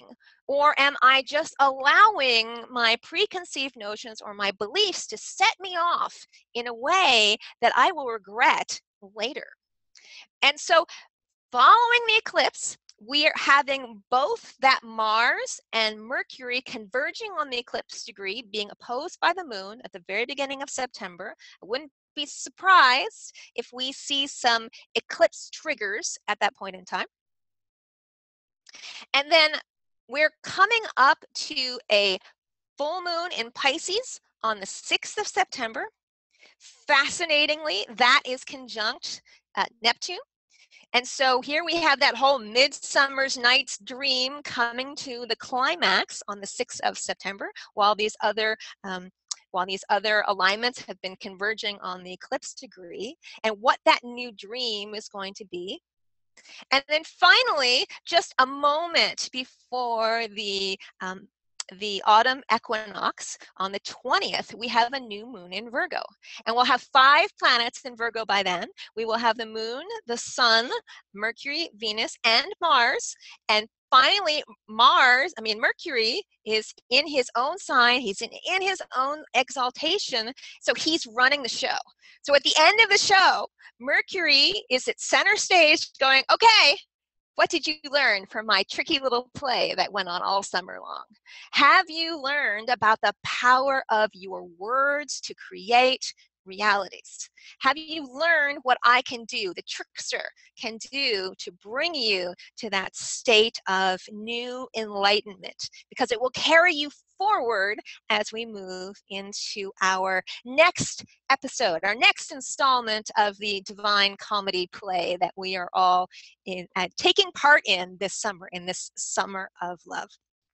So I'm excited. What I will be doing, this eclipse actually falls on my prenatal eclipse. That was at 27 degrees Leo. And I will be driving up to St. Louis, or at least towards Missouri, to watch the total solar eclipse there. And I'm going to go hang out with my friend, Bill Duvendak, who wrote the book on vocal magic. So we are going to be doing this in real life. And I'm so excited to be doing this kind of work with everyone who is tuning into this eclipse course, because it's a real opportunity to turn some very chaotic or difficult or eclipsy, shadowy energies into something magnificent. All right, Donna, thank you so much. And I just have to tell everyone that none of this would be happening if it wasn't for Donna Woodwell. So Donna Woodwell, in one of the very first meetings that I had with her, like almost 2 years ago now, was already talking about this eclipse. She was saying, Amanda, you need to know there's this eclipse happening in 2017. And for me, it was like, Donna, I cannot think that far in advance. But she's been beating the drum of this eclipse and why it's so important. And then to have it confirmed by every astrologer that I've talked to. These astrologers that we have on this panel have been practicing astrology for over 50 years. And actually, Christine Ahrens, who you'll hear from tomorrow, she has literally been studying eclipses specifically for over 50 years. And even she looked at this the chart for this eclipse and went, oh my God, this is a big one. This is definitely one to pay attention to. So that's why all of this is happening. Donna, thank you so much for your very persistent enthusiasm about this event, because this is why we're all here together right now and right here. So I wanted to just ask if you could, what are you going to be covering in the Eclipse Mastery Program? Can you just tell us a little bit about that before we go to the Q&A? Absolutely. Okay, so because I'm the editor-in-chief for Astrology Hub, part of my job is to make things as easy to comprehend as we can make them as we move forward. So I knew I was going to be doing the introduction for the eclipses for all of my eclipse heroes and heroines, so to speak. So the course that I give walks you through the elements of how we interpret eclipses. So whether it's solar or lunar, a little bit about the Saros cycle, a little bit about the Draconic cycle, all of these things, and defines a lot of the terms, plus gives you some homework for how you can use the eclipse ephemeris that we have built into the course to start your own study of your own life and activities that have happened in your own life, so that as we move forward into all of these other eclipse master teachers, that you will be in the best position to take the greatest advantage of the time that you have with them. Okay, fantastic. All right, so we are going to go to our live Q&A with Bernadette, Christine, and Donna very shortly here. I would love to invite you all to ask your questions now. Ask them in the chat. If you're joining us on Facebook Live, ask them in the chat in Facebook Live. And if you have a question for a specific astrologer, please address it to that astrologer. I wanted to answer a couple questions about the course. Someone asked if the courses are on Sundays. The course content will be released on Sundays, but then you will have, whenever you want to watch it, you can. And on Wednesdays will be the live Q&A. So on Sunday, new course content will be released. You'll have access to it. On Wednesday, the astrologer who taught the course for that week will be on a live Q&A. So that's how it'll work. And if you can't make those times, it's all recorded, so you can watch it back. I'm sorry, you can watch it at your own convenience. Okay, and then another question that came in was, are the courses in the evening? We're going to release the content in the morning on Sundays, and that will be early in the morning Pacific time, so probably more in the evening for those of you Europeans out there. But again, you can watch it whenever you want. It is pre-recorded content, so you can watch that whenever you want, and then you'll have the live Q&A opportunity with the astrologers after that. Okay, so I am going to share our awesome video one more time while we're gathering the questions that are coming in. So for those of you who are interested in joining the course, the link to join is in the chat, and we are going to watch our lovely presentation one more time before we go to our Q&A. All right. Eclipses are powerful planetary events that shift cosmic energies and help us wake up and pay attention. And the dance of life, they're often turning points. They can change the very foundation of who you are and who we are as a society. So why do eclipses remain a mystery in astrology today? And why do they often bring fear to the masses? With a monumental total solar eclipse coming up in August, directly over the heartland of America, we set out to find answers for you. And what we've uncovered may surprise you.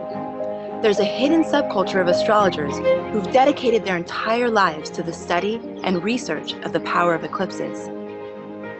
These astrologers hold a veritable treasure trove of information and knowledge that, if known, could fundamentally alter the way you look at eclipses forever. Today, I'm thrilled to announce a new training opportunity where you can learn from these select few who have literally written the books that define our current understanding of the elusive subject of eclipses. Allow me to introduce the Eclipse Mastery Program, a special 6-week online training featuring the world's top 6 astrology experts and eclipse teachers. Finally, you can learn how to interpret eclipses in different types of charts, how eclipses coincide with historical events or portend future ones.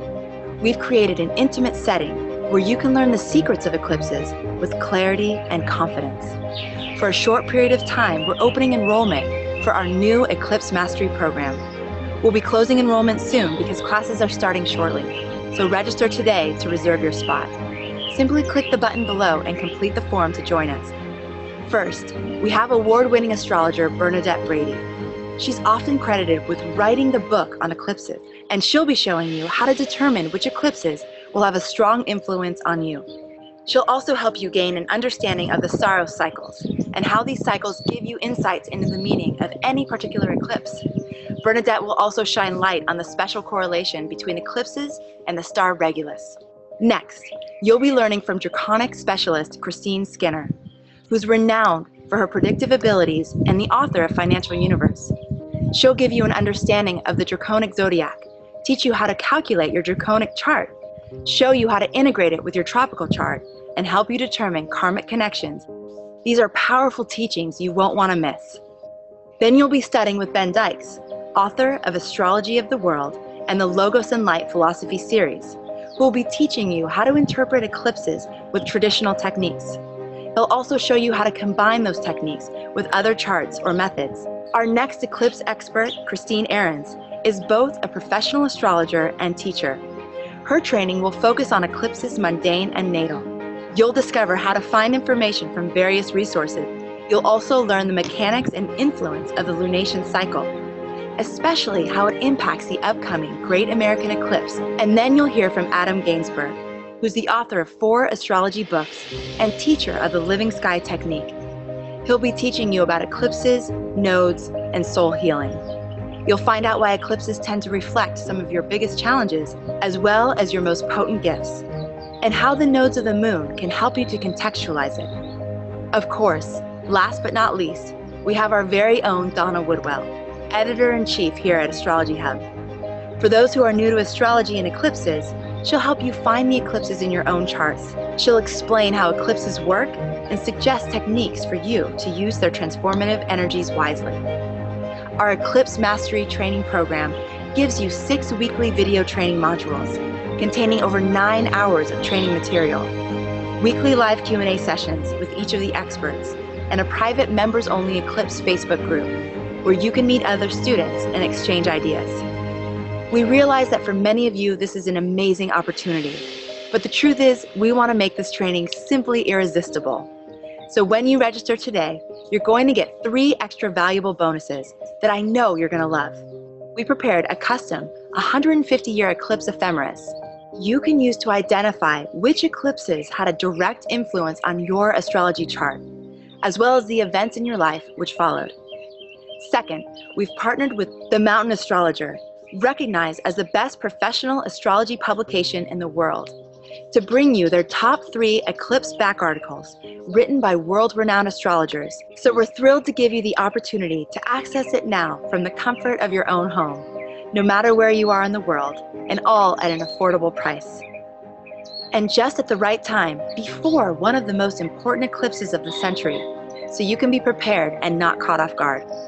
The eclipses this summer can be the catalyst to help you attain an expanded level of awareness, so you can work with the energy for you, the collective, and for the good of the world. Again, registration is closing soon because we'll be starting the live calls shortly, so make sure you click the button now to register today. I look forward to meeting you on the inside of this powerful eclipse training, and thank you for listening and being a part of our growing community. Okay, everybody, thank you so much. All right, so the link to join is in the chat.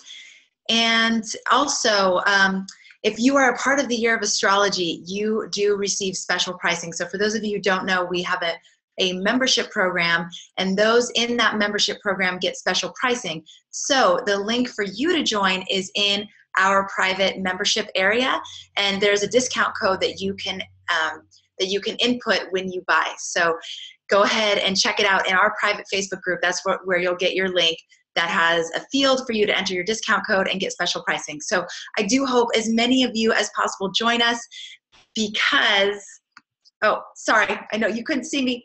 Sorry. I do hope as many of you as possible join us. This is probably the only time that we'll be offering this class live.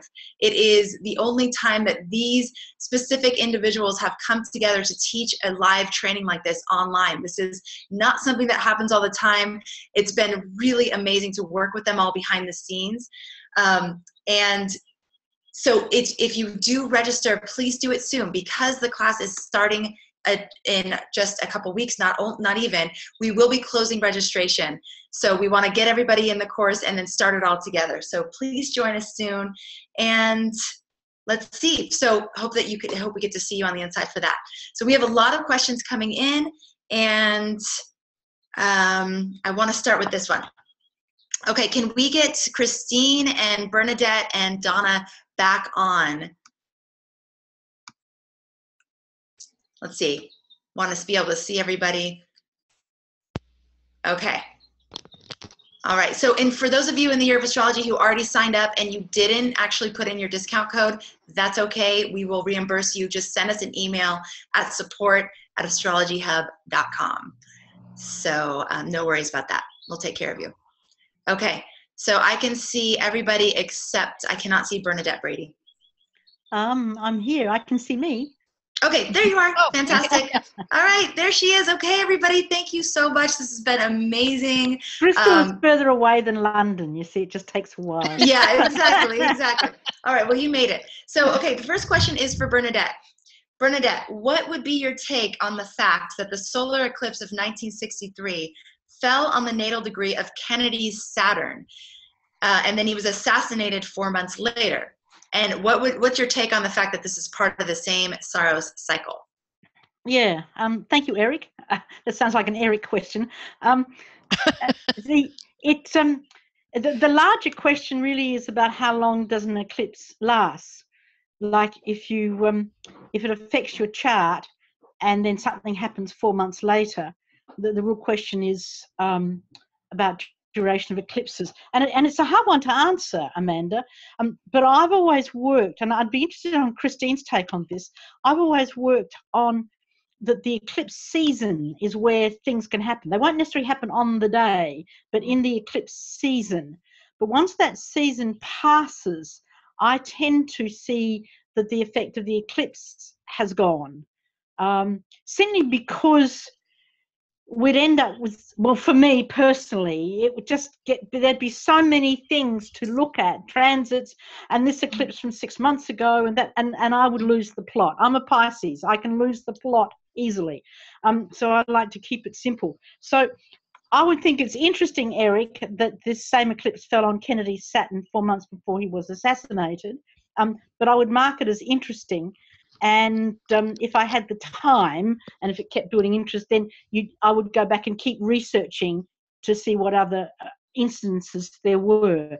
But in terms of client work, and I'm always coming from that idea of, you've got this person sitting in front of you, you don't really know them, you've got their chart, you're working with them, and you're trying to give them an idea what's going on. If I had a client sitting in front of me and they had a 29-degree something pretty sensitive, like an ascendant, an angle, or a luminary, whatever, I would be talking to them about, in that period of time, to be careful about relationship issues. I'll be focusing it like that. So I'm not dismissing the other opinions. I'm just trimming it down to keep it workable in terms of being a practicing astrologer. Yeah. Okay. I don't know. I'm Fantastic. interested in Christine's take on orbs. If I can bounce it past Christine, I'm interested in what Christine would say. Yeah. Okay, I'm actually, Bernadette, I am totally with you on this, because I know people write about the idea that, a transit triggers it, but a transit triggers which, I mean, yes, exactly. we could have something every day. Yeah. But if I could just, there is one thing about this that I do think, and I think I've got evidence that backs this up. As you know, I came from the background of being a musician. And every so often, it was necessary to play a gong note. Now you don't just pick up the stick and hit the gong, right? You have to warm the gong first, which means you make very, very small, you touch it just to get it ready so that the whole of the thing will resonate when the thing comes along. So for me, I think that there is something about the 6 months pre a solar eclipse, I'm not talking about the lunar one, that it drops sort of little tiny hints as to what's going to happen. And I certainly think with the work that I was doing recently, going back over this Draconic stuff, I think actually it is the case that certainly 4 months before, that there is something that just nudges those bones, if you like, and just makes it ready so that the event happens. But I'm totally with you in that the eclipse period, whether or not you have the lunar eclipse first or the lunar after, right? And that, that's a whole other story, isn't it? I mean, and if you've got one either side, then you've got an extended eclipse period. I think, yes, you're absolutely right. It's what happens in that time. And I think probably that there is a scientific explanation to this, that if the Earth's magnetic field is indeed altered by this movement, then we as humans, or life on Earth, behaves differently then, and then it becomes eventful. Resisting that, I'm not sure how we... If only I could practice what I preached. Yeah. Hey, yeah.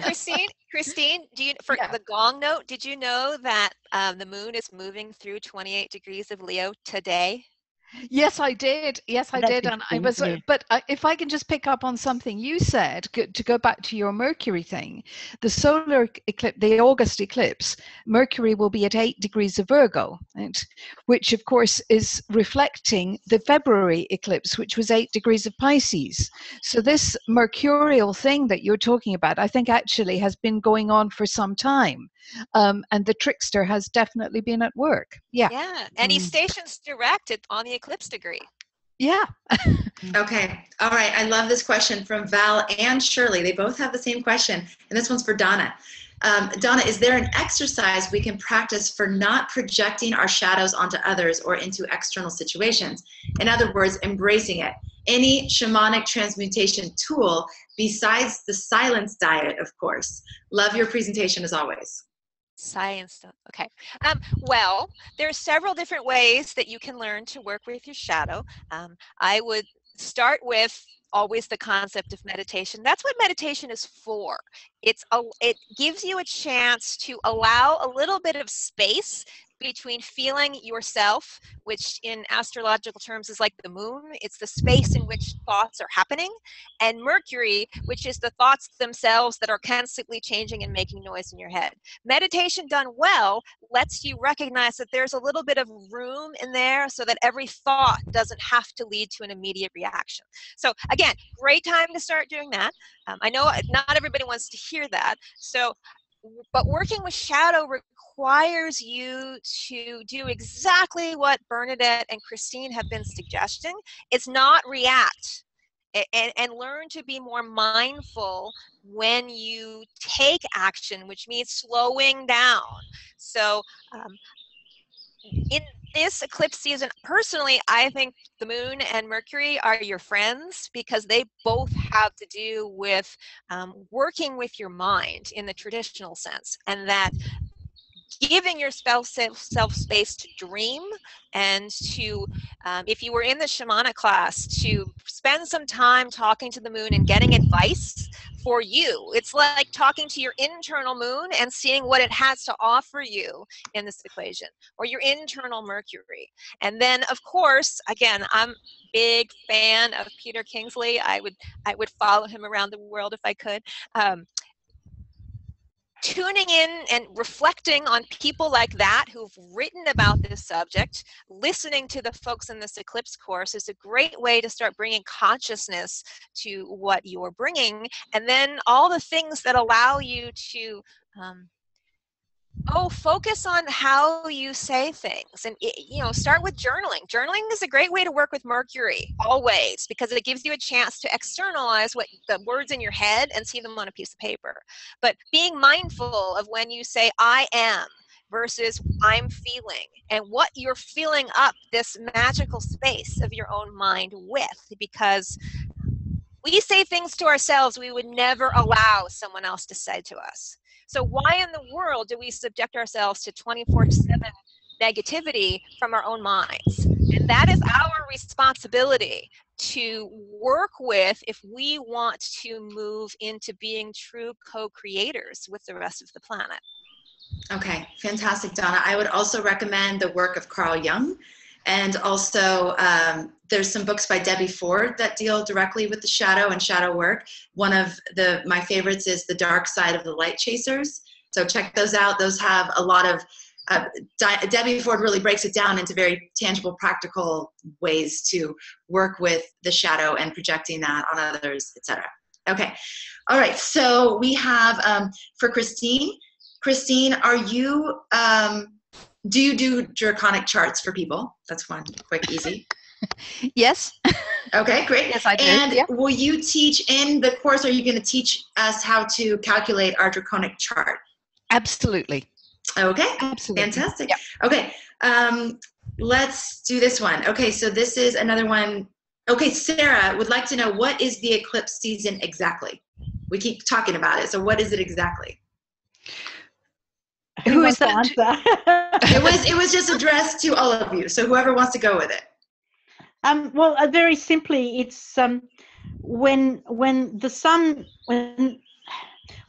gives in a new moon within 18, 90 degrees of the nodal axis, north or south node, that new moon can be an eclipse. And so any full moon in it will be an eclipse as well. So the eclipse season is when the transiting sun is within 19 degrees of the transiting nodal axis, and then passing it, and then going 19 degrees the other side. So technically it's 38 days, but so you can think of it, I tend to think of it as a month.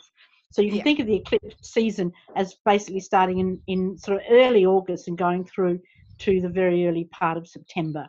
But that's just the way to think about it, is whenever the sun is in orb to the nodal axis. Okay, great. All right, so Linda wants to know, can you ask Donna if she sees anything about the path of the cities of the eclipses passes over? Because I live in Kansas City, the heart of the nation, and it comes right over us. So the question is there more of an effect when it's actually visible and passing right over you directly? Well, Christine touched on that in the presentation that she gave, and we've talked about this in the Q&As that we've had leading up to this, that astrology works on the basis of the chart. And so clearly, if you have a chart, whether it's your Draconic or a birth chart, and you happen to live on the other side of the planet, the eclipse is going to affect you anyway, even if you're not there, because that's how we work with eclipses. Otherwise, all the eclipses that happen over the middle of the Pacific Ocean or something, we wouldn't be talking about at all in astrology, because there's nobody there, right? Except for the people that got on a boat to go see it. But I do think the amazing thing about having an eclipse overhead is the deep spiritual and psychological effect of just being there and participating in the experience. And so I am not saying that it's not a profoundly powerful experience to be under an eclipse and that it doesn't have a spiritual essence to it. Heck, you can read accounts of the scientists in the Victorian era, not known for being, you know, emotionally evocative at that period of time, waxing philosophic about the nature of watching an eclipse as it goes over, you know, someplace in Europe. And I would not be anywhere else. I mean, as I said, I have my eclipse my prenatal eclipse is at 27 degrees Leo, and some people are like, oh, well, maybe you should hide. No way.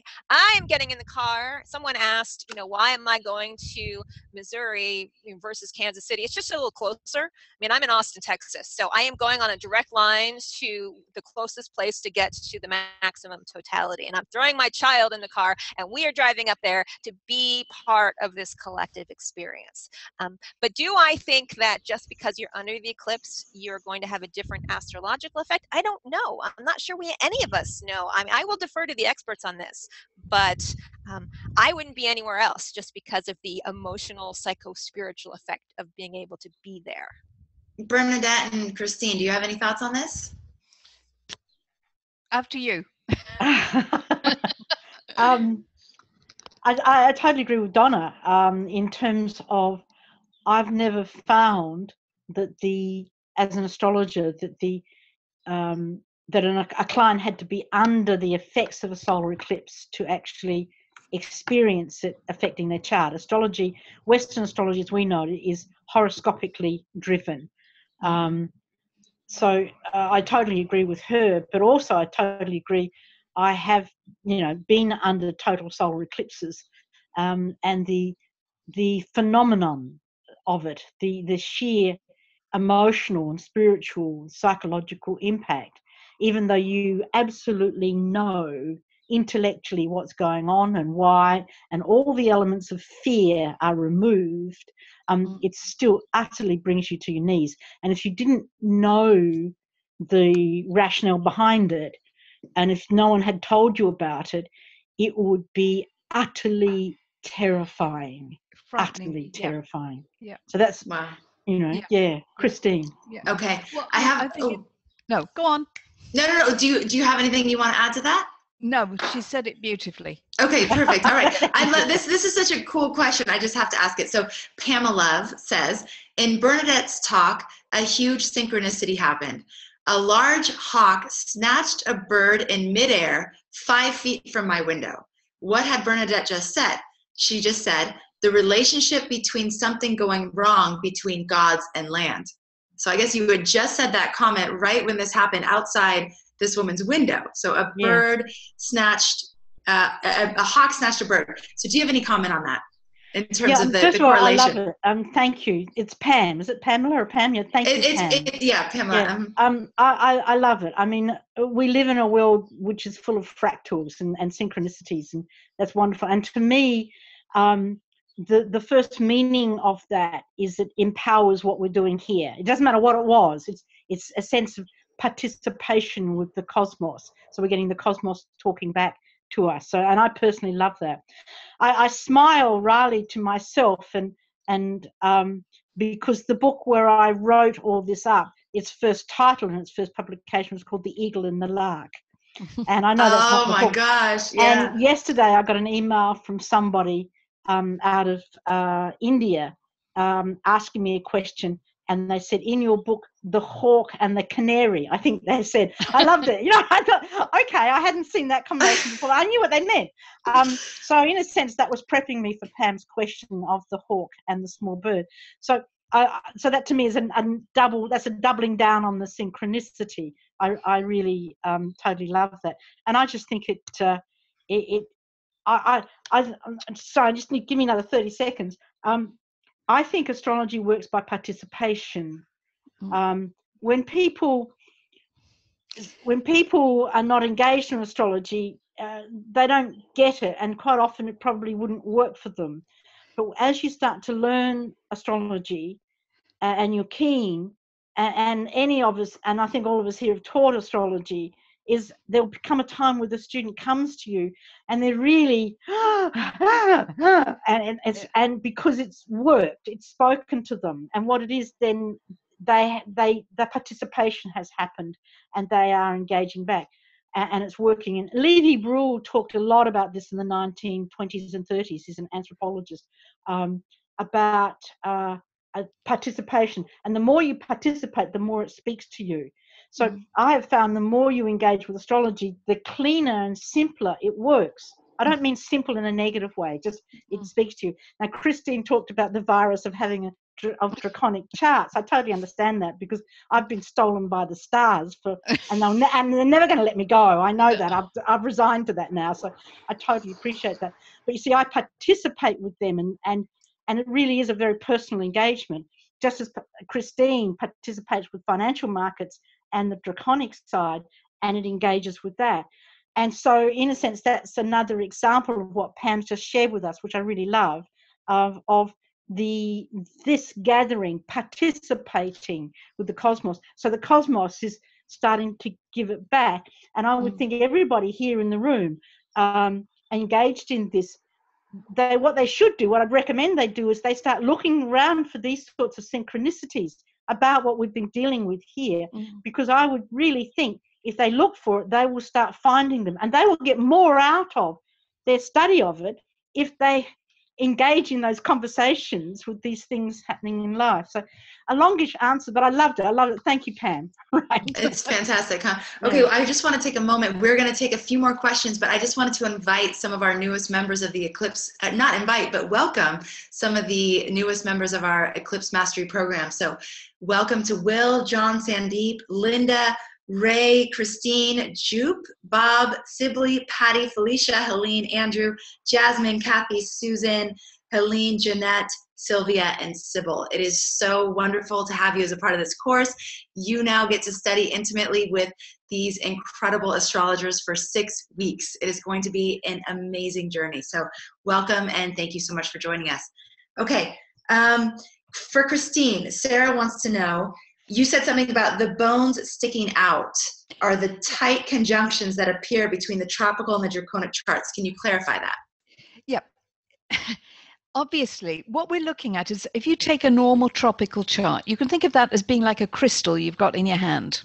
Then you take the draconic version, that's another crystal.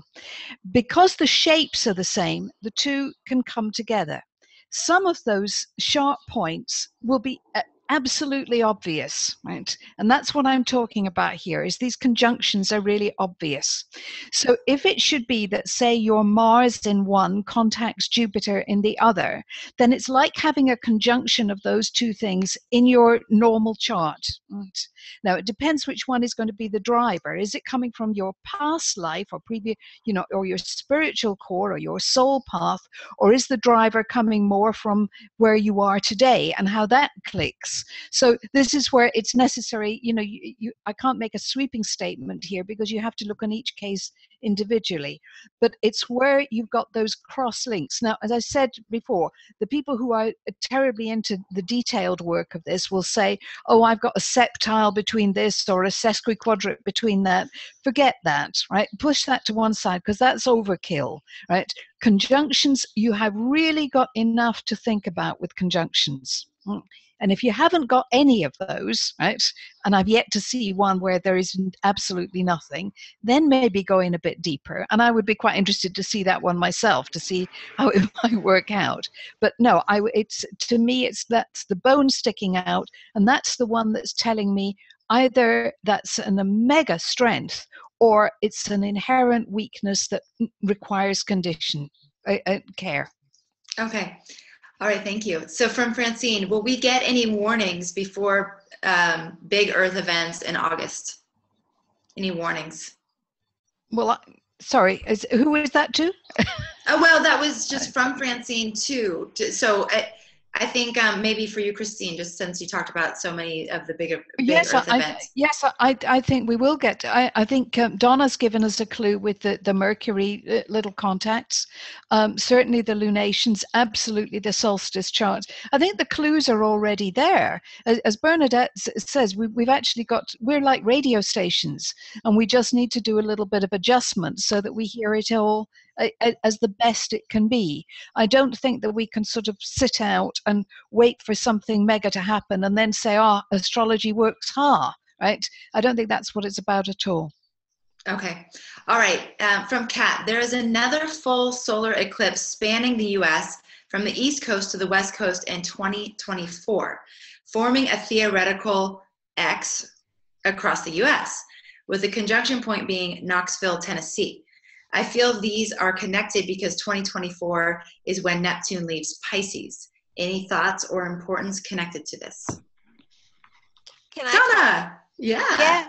Well, okay. Technically, it's coming from Mexico right through Texas, so right over our heads in Austin, Texas, and up through Dallas, and then shooting up the eastern seaboard. So I clearly am watching that one because it comes over my head, and sometimes I feel like this is the precursor to that. But yes, they do make an X, a crossing point in, somewhere in Tennessee. Well, first of all, anyone who didn't make the trip to see this one will have all of their friends and the US media and the world media gushing about it, and so they will be there the next time around. So I'm expecting a huge influx of people in Austin at that point in time. But it's also really interesting because someone mentioned earlier that we have had other eclipses that have been visible in parts of the United States. Like I remember when I was in grade school, I'll date myself here, it's like 1978-ish, there was a total solar eclipse that was visible in the Pacific Northwest a little bit. And I mean, school stopped and we were all sat in front of the television sets as they broadcast this very grainy black and white picture, and we all talked about eclipses.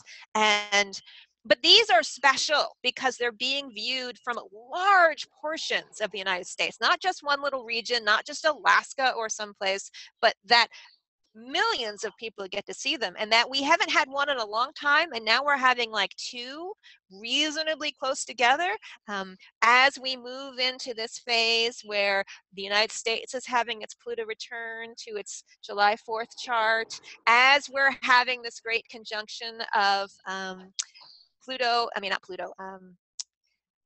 Jupiter and Saturn with Pluto, their 20-year cycle coming around. There's a whole bunch of things coming together at this point in history, and we already know that the United States is going to change rapidly over the next 10 years just because of the technology that's shifting.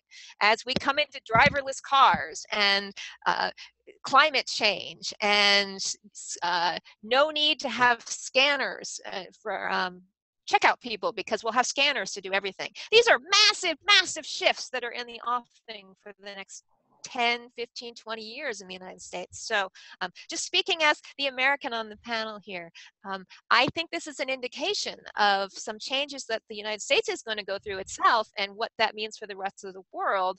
Obviously, we live in an interconnected society. So where one change happens, we are all affected now. So. Okay, fantastic. All right, so Bernadette, when we had talked before, you had told me that there are some aspects in the course that you are going to be covering that you have never covered anywhere else, like some new material that you're going to be releasing. Can you tell us a little bit about that? Yeah, okay. In what I have done a lot of work on over the years is, of course, the solar eclipses and looking at the solar Ceros series and tracking each one of them down, and then working out the birth charts, and then from there constructing a sense of what each series is about. And then, I mean, my grey hair runs to this. I've lived long enough through an entire set of Ceros series and watched them, and fiddled meanings and so on like that. So I'm very comfortable with those. But I've become increasingly aware over the last 4 or 5 years that the lunar eclipses are quite independent of the solar. I used to see in my book, Predictive Astrology, I see the lunar eclipses as an extension of the solar, and I utterly disagree with myself now. I realise that is a gender issue in astrology. Thank you, Donna. That's a gender issue which we need to correct in astrology, and that the moon is of equal weight, in equal time, above the horizon, and in equal in every other, in many, many ways. And I'll talk a little bit about this in the lecture. But what I have done then, thanks to NASA, with the Ceros solar series, I had to do it all manually. It was before computers. I am aging myself now, and before the internet, but not before computers, but before the internet. But now, with the aid of the internet and NASA, I've been able to do the calculations for every single lunar series. So I've calculated the Ceros series for every single lunar Ceros series. and I've worked out a tentative set of meanings for each lunar series, just like I have with the solar. And I've put that material together, and indeed I'm including it with the lecture that I do for people who do it. And it's not been published anywhere. It's still my research work. It's still a draft. I'm just flagging everybody. It's a draft, okay? I reserve the right to disagree with myself later on and to refine it. But yes, because we'll talk a lot about that. And so people aren't sort of thinking, but where is it and what is it? I've given it all to them so they can look. The real idea is I want people to look at the lunar eclipses they have experienced, and maybe on the Facebook group to share some of that, because that would be really helpful for me with the research I do. And when I do talk about this to students, I do get people to give me feedback, because that's how us astrologers work. Isn't it, Christine? That's how we work. Absolutely. We learn our astrology from our students and our clients. And so, yes, so it'll be the Lunar Seros series, defined and delineated, the first time ever in astrology published, and in hard copy on their desk. Wow. Brilliant. Thank you so much. Well, we are so honored to have all three of you as a part of this upcoming program. It is just going to be amazing, this opportunity for everyone to work with you intimately, to ask you questions. There's been a lot more questions that we aren't going to be able to cover today, but you can reserve those questions for the Eclipse Mastery Program. And we have done our best to price this very affordably so many of you can join us. I also wanted to mention that there is another bonus. When you join the Eclipse Mastery Program, you will also get the recordings from this Summer of Eclipses forecast event. So those will be recordings in downloadable format. You can come back to this material and look at it over and over and over up until we get to the eclipse. So that is another bonus that is included in your Eclipse Mastery Program package. Okay, and the course begins on May 14th. Registration closes May 12th. So if you would like to join us, please do that now. Tomorrow we have Ben Dykes, Dr. Benjamin Dykes, Christine Ahrens, who Donna lovingly calls one of the grand dames of astrology. And she had such a chuckle when I called her that. She said, well, I guess you could call me that. She loved it. And then Adam Gainsberg. So those three will be talking tomorrow. It starts at 1 o'clock Pacific. We'll be doing the same thing. Each will have a 30-minute time slot. We'll have a live Q&A at the end. And I am so looking forward to seeing all of you there. And Christine and Bernadette and Donna, thank you so much for sharing your wisdom with us today. It has been such a pleasure. All right. Thanks everyone for joining, and we'll see you again tomorrow. Bye-bye. Bye. Bye-bye.